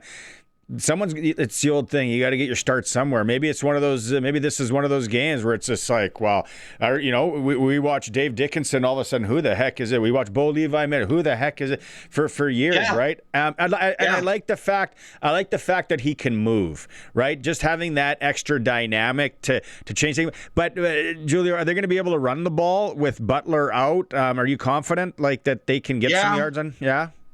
Well, here's why I'm confident. I really like Xander Horvath. Yeah. Xander's a big physical specimen. Like, he's 6'4", he's 240. He can run. He's a big man who can run. And so anytime we've seen him, he's produced. And so I'm excited about him getting an opportunity. Amani Bailey, who they've taken off the practice roster, really impressed them during training camp. So you might see a little bit of sprinkle of him in there. Mm-hmm. But I tell you what, that running game is going to be critical. And so then you're now throw in more problems. You got to start 2 newcomers on the offensive line. Anna Una's going to start at left guard because Brandon Yates is hurt. And then Tyron Hunt is going to, Tyron Hunt, is going to start at right tackle. I mean, he was unemployed last week. That's how many injuries they have on the offensive line. Like, he was here last year on the practice roster, was here at the beginning of the year, but they had to let him go because they were bringing some of these other guys in. And now all of a sudden he's gone from being at home to starting at right tackle against the Winnipeg Blue Bombers. One of those. That's a hell of a week. You got to love the league. You get that all the time, right? It's like, hey, we need you to play. We got a couple of minutes left here. I got two more for you. First off, Darnell Sankey. I didn't think he should have got fined on that. Your thoughts? I didn't think so either. It's football. It happens very, very fast. Yes. And the other part of that equation too is, the quarterback, if you're gonna slide late, right? These guys are all coming at full speed. Yep. Like, and I know when you slow it down the way that they slow it down, it looked, but I don't think there was any intent on anybody's agenda to hurt him. So I thought it was a bit of a weak call myself.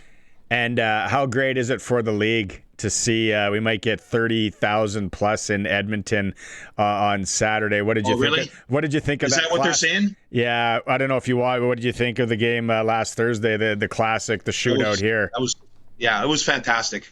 The level of quarterbacking that this league is seeing right now is pretty remarkable. What they were able to do, and I know for as far as the league goes, and I'm sure you're the same way. Like, Edmonton has had their share of downtime, and it's nice to see that. Yeah. And it's again it proves the point. If you win, the fans are there. They want to come out. But when you're not playing well or play really, really bad, see you later, right? So I'm happy for them. I know they put a lot of work into getting the fans back, so it's good to see that they're going to have some people at the game. All right, have a great call tonight. Fun night in Winnipeg, and we'll catch up again. Appreciate you doing this. Anytime, bud. I appreciate it. Have a great night. You too. Cheers. There he is, BC Lions color analyst on the broadcast team, Giulio Caravatta, and former CFLer as well, joining us here. It is the Sports Cage. We're on the home of sports in Saskatchewan, 620 CKRM. You're going to want to be listening tomorrow for our first Taco Time hot take, giving away a $50 Taco Time gift card every week with the Taco Time hot take tomorrow. What's your hot take on the game? If you call in, Colson's got it rigged up that you get more of a chance to win it, or you can be able to text in. So we'll be playing that Taco Time hot take tomorrow.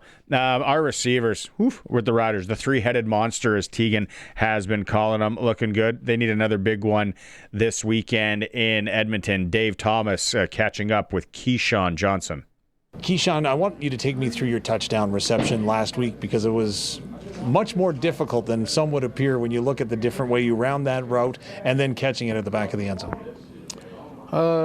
We had a post, especially a post to the back, middle of the numbers, middle of the end zone, and just sometimes the ball comes out different ways, and I kind of trust where my quarterback leads me, and he threw the ball to the back of the end zone, and I had to kind of make a quick adjustment from going more to the middle to the back, and had to catch over the shoulder at that point. How much chemistry is involved in that play? Like you say, it was just a post pattern, but it was much more than that, especially when you watch it from the end zone view. Yeah, it's just, Trevor knowing where to put the ball and, having faith in me to adjust. And, it's something that we work every day at practice, just the trust, the communication, him telling me if I'm right off, I tell him, vice versa. So no matter how it is, it's, just a work in progress. Two words that you mentioned that I think are critical in a solid offense and receiving core: trust and faith. Do you agree? Oh, 100%. And that's, that's something that I have in Trevor. That's something that he has in, our whole core. When you look, a lot is being made of the three-headed monster that is the Riders receiving core. Do you guys still compete with one another to get balls? And again, it looks like one big happy family, but you guys are all competitors, right? Oh yeah, we're all competitors. We all obviously want to make plays, but at the end of the day, it's a team thing, and we come out here and we're going to celebrate each other's success no matter who it is. You've got the Edmonton Elks preparing for a back-to-back. Is that easier or harder? Any different preparation? It's always hard to, play a team twice, two back-to-back weeks, and we know we're going to get their best shot, then we're going to go out there and give ours. That's just something that's going to come down to the fundamentals, the execution, just going out there and having fun at the same time. When you mention fundamentals, obviously you're going to go ahead and make some adjustments. Every team is going to do that week to week. Can you over-anticipate the adjustments that you might see from an opponent? No, you got to go into the game. We had film last week from when we just played them. We got to go off, the film that's out there, and obviously you make the adjustments if needed when when the game starts. Finally, is this game got any more importance or magnitude than any other? No, our goal is always to go 1-0. So, obviously that's the main goal this week, and to go out there and do it as a team and, make plays. It's time for the Sports Ticker, brought to you by Extreme Hockey and Sport, 1425 McIntyre Street, the Cooperator Center, Moose Jaw Temple Garden Center, and online at extremehockey.net. Riders injury report and game status for Saturday. Sam Emelis is questionable for the game. Zach Fry's week to week, so he's out. Nelson Lacombo is out. Aubrey Miller Jr. is available. Roland Milligan is out. AJ Ouellette obviously out. Ryder Varga available. Sounds like he's going to play his first game as a Rider. Dave Thomas asked him, how did you become a Rider? Yeah, so Toronto let me go kind of around like end of April, and then just agent and talking to some teams, and obviously I'm like, well, that'd be nice if the Riders would call me, and then they did, and worked out a deal that was good for both sides, and couldn't be happier. Week 9 of the league starts tonight. BC needs to win. We just heard Giulio Caravatta talk about that with third-string quarterback Caden Salter in Winnipeg, 6:30. The Lions have also placed running back James Butler on the injured reserve as well. Western Canadian Baseball League in Moose Jaw, two of the best going at it, 7:05. Medicine Hat's in town. Swift Current travels into Weyburn. Sports Ticker is for Extreme Hockey and Sport. Back to hockey time. They got the best trained staff, top brands, trusted performance. They got gear for every level and every budget. Expert advice you can trust. Go in there, see the new stuff from Bauer, CCM, all the companies that are community-focused under new management. McIntyre Street in Regina, the Cooperator Center, and Temple Garden Center in Moose Jaw. Extreme Hockey and Sport. Okay, it's that time of the week where we bring in Last Mountain Distillery, located in Lumsden, Saskatchewan, the original local distillery. We were Roof Ball before everyone else thought it was Roof Ball in this area. You guys were the distillery, Braden, before everyone thought that being a distillery is cool. You guys make some great stuff. Okay, what did you bring us today, sir? I got to take on a creamsicle, or an adult creamsicle. So I got our local vanilla vodka. Okay. Mixed with some orange cream bubbly, and then topped off with a little bit of creamer. What kind of creamer? Just like a vanilla creamer. Okay. Yeah, so it's kind of like an orange float, creamsicle float. Obviously got the vanilla vodka in there. So. Oh, buddy, that tastes exactly like a creamsicle with you can do a little bit of vodka. So like, if you want a little bit more sugar in there, you could do it like with an orange crush or whatever. But that's just with the bubbly, so it's not as much sugar. Yeah. So. I don't know if my wife is listening right now, but we're heading to the lake this weekend. So the orange bubbly, which you said, yeah, there's not a lot of sugar. Yeah. A vanilla creamer, the vanilla vodka. Yeah, local vanilla vodka. Oh, and some ice. Yeah. That is refreshing. What else is going on getting into a long weekend at the distillery?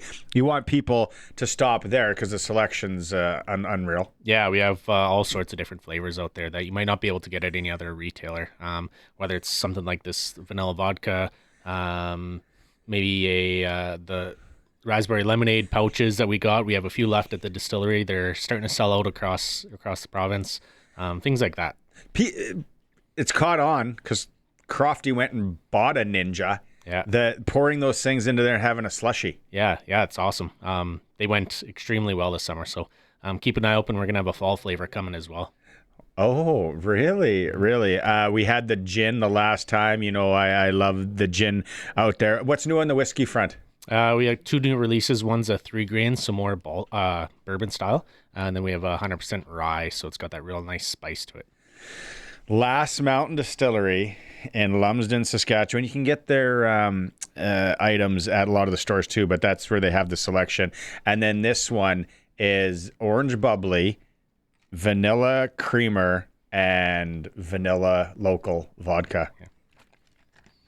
If you're not watching the stream, you're listening on the radio, it is good times right there. Thanks for coming in, man. Yeah, thanks for having me as always. Right on. Visit them in Lumsden, Saskatchewan. Okay, are we ready to go? Let's go. Speaking right down the road we're going to Brian Raymond from Flowing Springs Golf Course.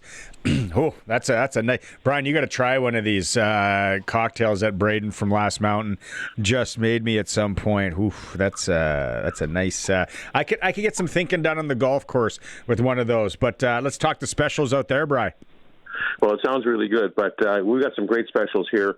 Monday and Wednesday, as I've mentioned numerous times, ladies and seniors are people who are over 60. Play for just $42. It's a great bargain. We do have a seniors rate other days, except weekends and holidays. And, of course, every day after 3 o'clock, it's only $40.25 to play the golf course. And after 6 o'clock, it's $22.50. We have that fantastic driving range. I was on it today. And, man, it's nice and green, and we've got those targets and that huge grass tee. It's just awesome. My neighbors, they're loving the fact that I told them to go to that driving range because now they're just getting into the game.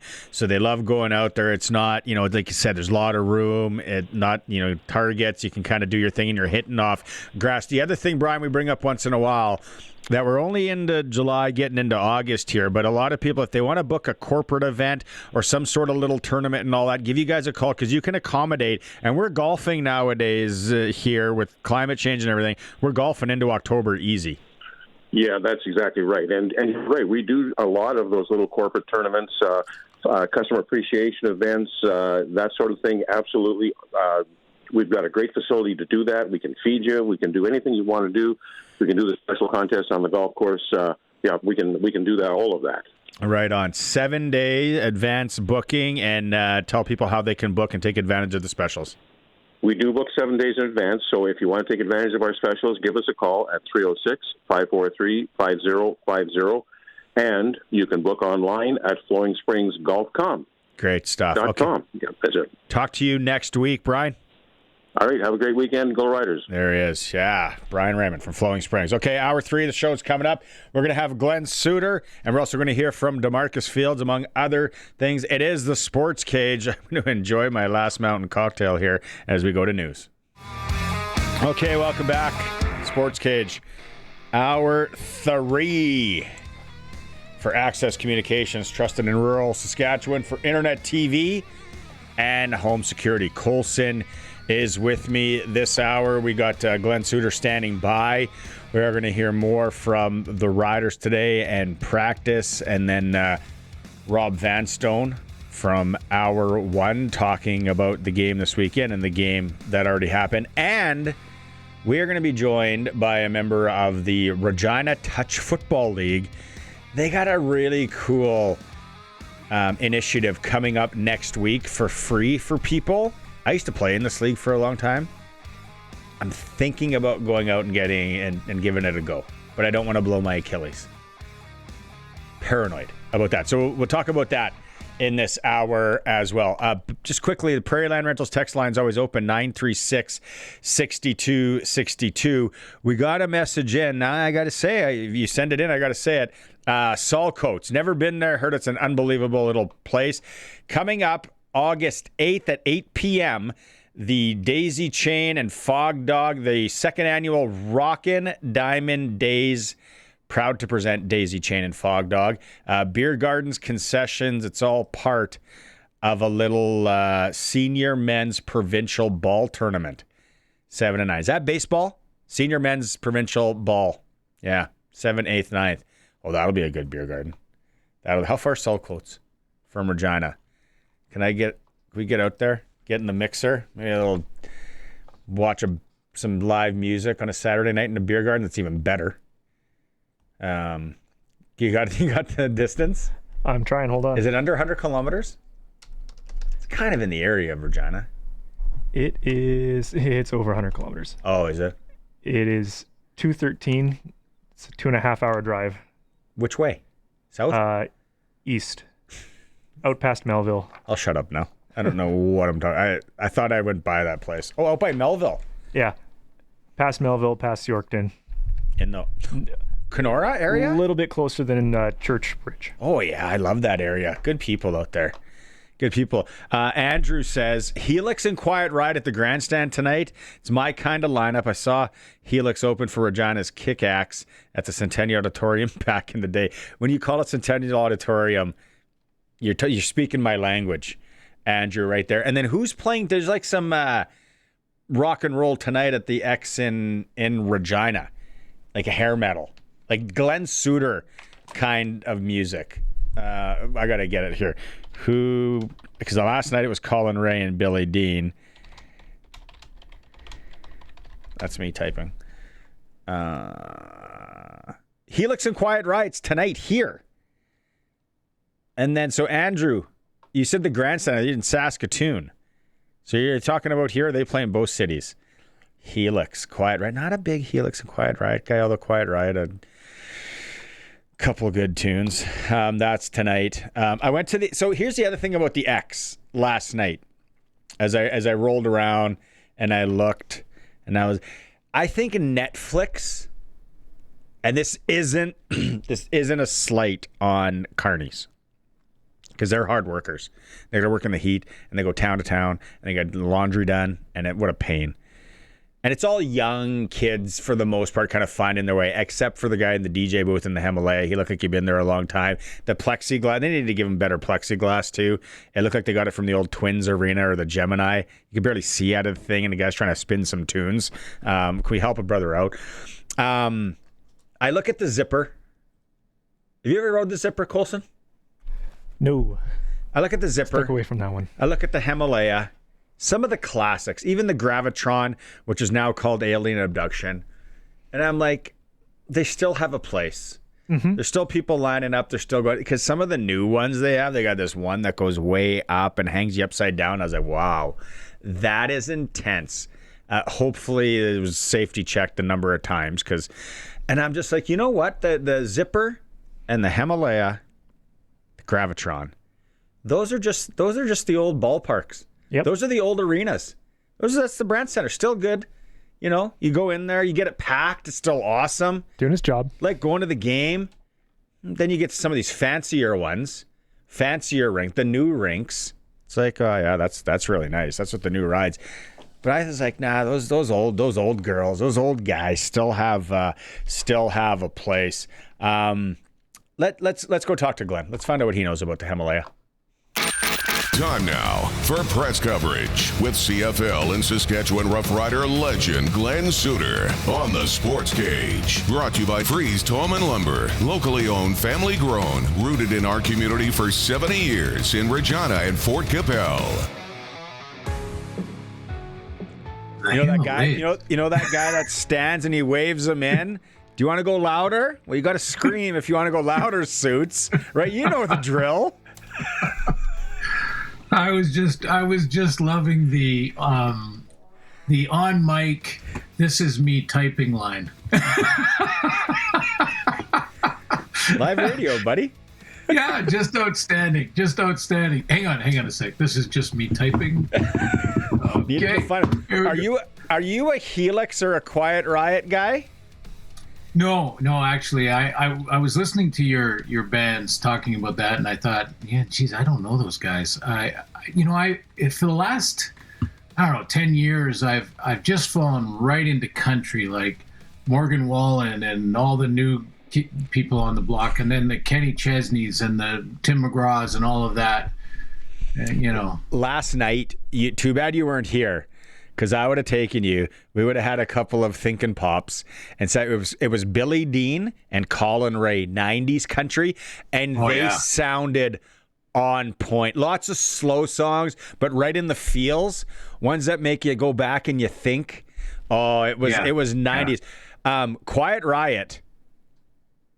Come on, feel the noise. It is a classic. Oh yes, know the song. Know the song. Isn't it funny, Barney, when we start to get a little older? I'm speaking more from my perspective than you're not as old as I am, but as we start to get a little bit older, you go from loving the jam to loving the words of the song. I don't know. I think as you start to have more life experience, and then the song hits you differently. It hits you with the actual words, the writing of it, what's the story. And that's probably one of the reasons I fell into country as much as I did. I mean, Garth Brooks got me there. Actually, the Eagles first, which was kind of the crossover. between rock, a little bit of rock and country there, and then into Garth, and then away you go. Yeah, like Brad Paisley, I'm gonna miss her. Oh, the fishing song. Love it. Love that song. Okay, you and I can sit here and talk music all day. But let's get into some football. Let's go with tonight's game. I had Giulio Caravatta on about a half hour ago, and he's like, well, it's hard to say, but it's almost a must-win for BC. But you got a third-string quarterback. Your starting running back is out. They're in tough in Winnipeg, but anything can happen. It's football. Yeah.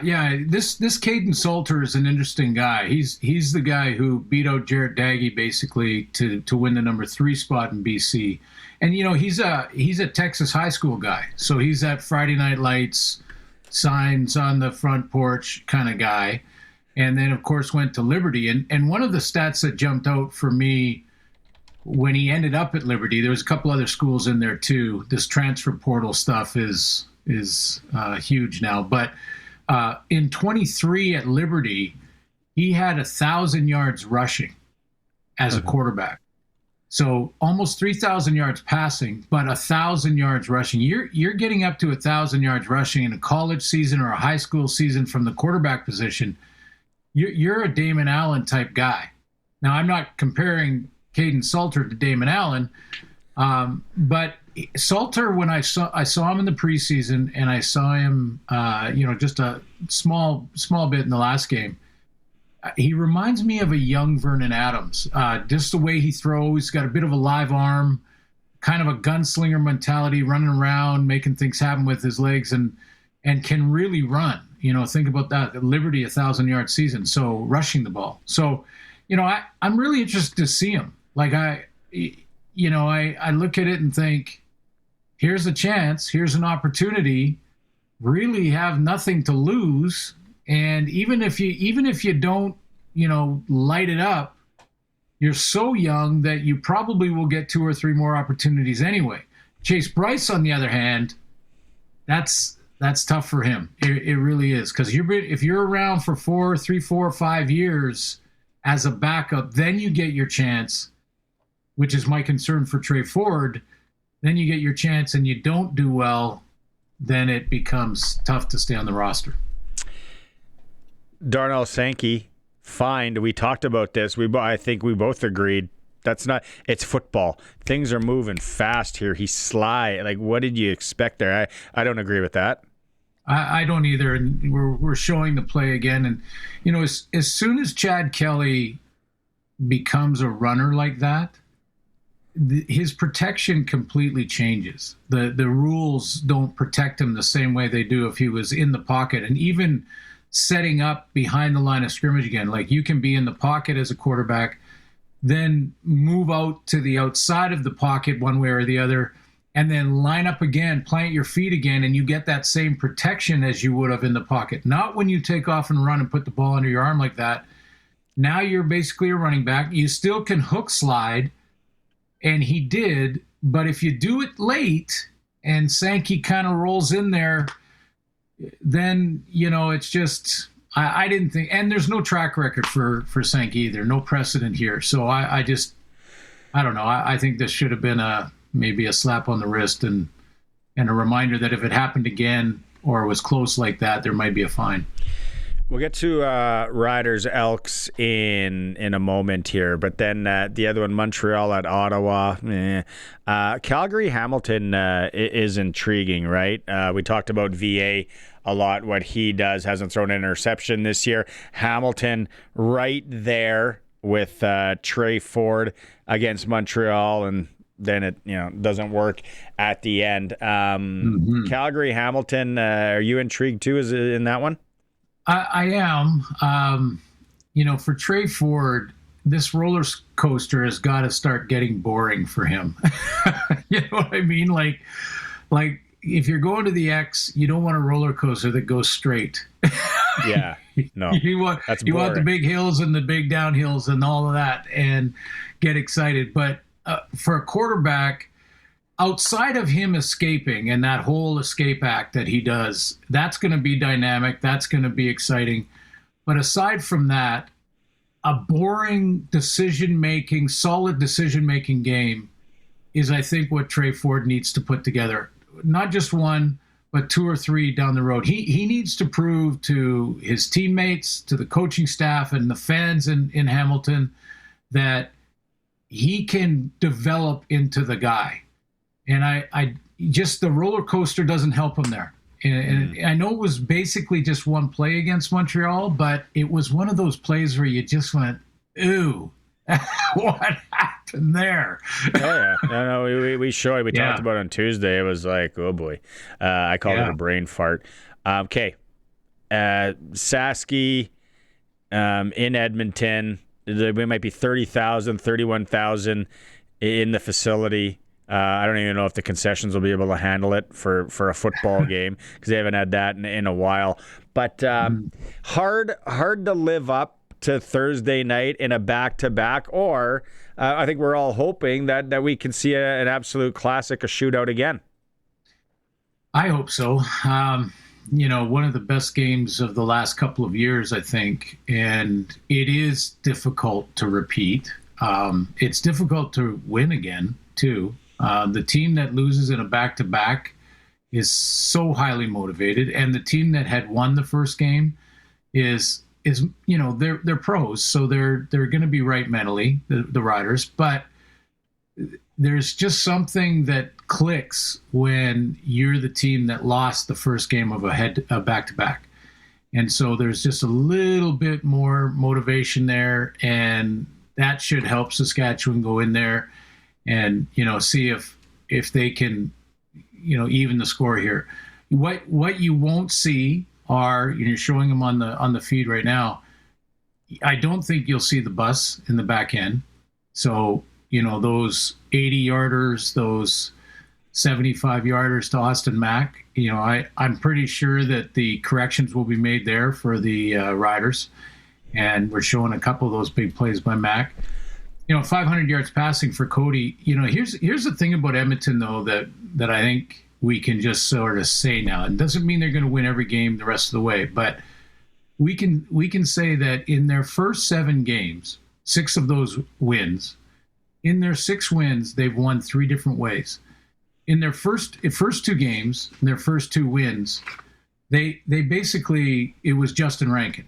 Justin Rankin ran for almost 500 yards and running and receiving, almost 500 yards in 2 games to start the season. That's how they started 2-0. Then they won 3 games with outstanding defense.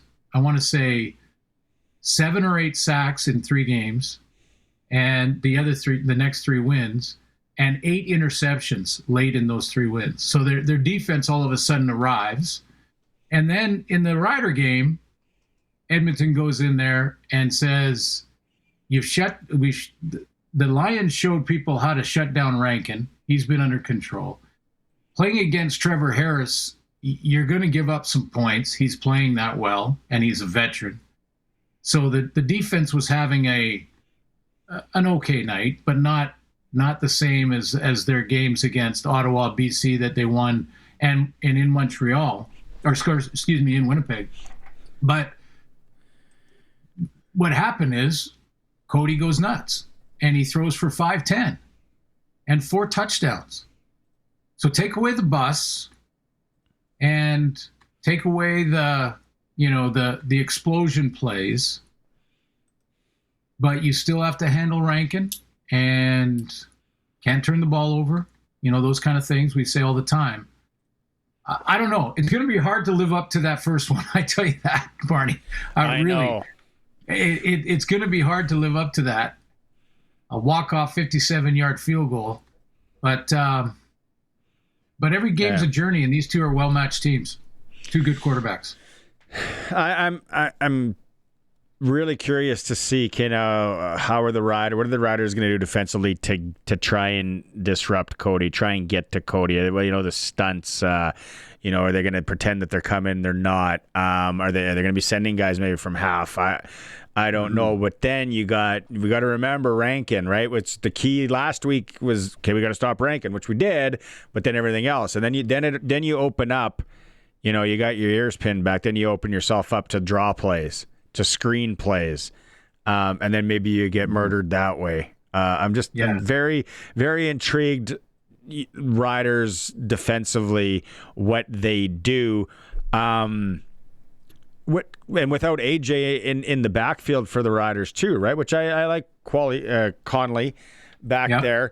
And what the Riders receivers can do. I think Edmonton might be doing that. Oh, okay, we got one under the belt, but I don't know how we're going to how we're going to win this again, because these guys are putting up yards. Yeah, let's see if we can cover Schaefer Baker for one. Mm-hmm. he's in the lineup. So yeah, I agree. That defensive discussion is an interesting one, because my thought when you have a game like they had against Edmonton, when they gave up 500 yards passing and all those explosion plays, defensively, I always like to think when you're having trouble and struggling, simplify. Because the last thing you want in a game that happens so quick with a veteran quarterback like Cody is to be thinking. You don't want to be thinking and then overthinking and then trying to guess, and you get inside your own head, and then he's beating you in a lot of different ways. The simplifying of the defense is to basically run a lot of different blitz packages. Don't worry too much about disguise. You're not really going to fool Cody, I don't think, all that much, unless you hold that disguise, and sometimes that gets you in trouble. But to me, if you send more pressure, you've done what? You've simplified the back end, because now they're in man, basically. And you got the players that can do that. And then you're filling the gaps. So if they do run screen or run draw, first of all, someone's in charge of covering Justin Rankin. So they got to hug the line of scrimmage, move up and cover him. And then if they run them on a draw or something like that, you've got the gaps handled, because you're blitzing all the gaps. So I know it sounds real simple. Easy. Yeah. Exactly. It sounds simple, especially when you're way up in the broadcast booth. Yeah. Well, you're like my wife when there's something to fix. She's like, well, you just do this and then cut this and then all that. And I'm like, I'm not fixer guy. I don't know. Okay, but we're getting up against it here. What game are you doing? Quickly. Are you doing? I am doing the rematch. I can't wait. Go to Edmonton tomorrow. Yes. Right on. Good stuff. Yeah. Okay. I'm not in on Tuesday, but I will. I'll talk to you next Thursday, and we'll have some more fun. Thanks, Suits. Yeah, and let me know if you want to do a recap on Monday. I'll be available. What? No problem. Holiday. It's a holiday. Oh, you're right. Yeah. Gee, I'll be suntanning. Yeah. I'm going be fishing. Getting some sun. See you, buddy. Okay, man. There's Glen Suitor press coverage for Fries Tallman Lumber in Regina and Fort Capel. Delivery available. More than a lumber yard, though. Siding, decking, roofing, windows, doors. They probably have it. They're local. Like I said, delivery available to the cottage or home in Fort Capel and Regina. Let's go to break. It's the Sports Cage on 620 CKRM. Riders game status and injury report coming out. Sam Emelis is questionable for the game on Saturday. Sounds like Ryder Varga will be making his Saskatchewan Roughrider debut. Varga on what it's like to put on a Rider jersey. Yeah, it's like surreal. Like, you always think about it as a kid. Like, I remember being at Old Mosaic, watching games and stuff, and now just to do it. You've always been here. I've played here as on the enemy team, and just being like, well, these guys are really loud. But it's really nice to have them on my side this time. Week 9 starts tonight. BC, Winnipeg. Caden Salter will be the starter for BC as they try and win. They're also without James Butler as the running back. Western Canadian Baseball, Moose Jaw hosting Medicine Hat Swift Currents at Weyburn. It's for Steelcraft Doors in Regina, Saskatoon, and Prince Albert. Made in Western Canada for Western Canada, Steelcraft Doors. Coming up, we're going to talk touch football. If you want to get out there and play some touch football next week, you're going to want to stay tuned. And then Rob Vanstone back talking CFL football after this. We absolutely love the local sports here on the Sports Cage. If you ever have anything that you think you want to get out there to people, let us know. Send us an email or text it in 936-6262. Just like this, the Regina Touch Football League. We got a little bit of information on them. Okay, Nancy Lamb joining us from the Regina Touch Football League, Adult Touch Football League. I played in this league for a lot of years. So much fun. Nancy, something interesting coming up that you guys want people to register for. If people want to get out, run around, play some touch football, which is super fun, like I said, you guys are having a mid-season tournament. We are indeed. Next Wednesday and Thursday evening from 6 to 9. Open up from males age 15 and up. And, you can register. You can just go to our website, just Google Regina Touch Football, or go onto our Instagram or Facebook, and the registration link will be there. No experience necessary. You can come out with a friend if you want. All you need is a pair of runners or cleats and willingness to come out and run around. That sounds great. So you guys are having a draft, and then people are kind of going to be put on teams. Will people that are playing in the league also go into this, or is this just for new people? No, there are definitely people that are in the league, so we're going to do a mix and match of brand new people with experience. You can come out and pick a position, so like if you know that you want to rush or you want to play quarterback, you can put that down, and then we'll mix and match everybody up to kind of even out the teams and see how it goes. And the one thing that you mentioned it, and I saw, like for a father and son, let's say, for me, because a 15-year-old, let's get the dads and the sons out there. Absolutely. That's the fun part. I play in the league in the women's division and play with my two daughters, and it's a blast. So, and then you can have some bragging rights, see who's better, the dad or the son. That's exactly it. For people that might not know a lot about the Regina Adult Touch Football League, it's been around for a long time. Flag has grown. There's no doubt about that. Flag is big. A lot of players play in both leagues. The thing that a lot of people love about the Touch League is you guys play on the regular size field. Absolutely. It's basically like CFL rules, but no tackling. So we have punting, we have kickoffs. It's 3 downs to make 10 yards, that kind of thing. So it's a full-size field that we play on. And so if you have any experience with tackle, want to work on your skills for tackle or flag too, it's a great place to do that without actually having to worry about being tackled and playing with full equipment. If let's say there's a group of guys or maybe even girls that they want to play, but they haven't, been in the league from the start this season. Is there a chance to join the league as a team for the second half? There sure is. We are starting the men's second session in the middle of August. Women's are going already, but we can add teams in for sure. Even if you have maybe 3 or 4 people that want to come in, we can put you on a team, that kind of thing. And we go until the end of September, beginning of October. So there's definitely opportunities. We're also going to start up our co-ed division middle of August. So if maybe a husband and wife want to play, or father and daughter, more opportunities for that as well. That is great. Okay, but for the tournament coming up next Wednesday and Thursday, you want people to go to Regina, the website, and register before when? Before Sunday night? Sunday night would be awesome. We're going to do the draft on Monday, so it'd be good to know numbers for that. So, kind of a deadline Sunday night. But if there is some stragglers, we can definitely still fit them in on teams. Great idea. Nancy, thanks so much for doing this, and hope it goes well. All right, thank you very much. If you go to Google, just search Regina Touch Football. It comes up. Great website. And I'm telling you, I played in this league for a long time. It is so much fun. Makes me think maybe 15 years old, maybe get the boy and some of his friends together, maybe put in a team for the second half of the season. I don't know. The injury thing, we talk about that all the time on the show.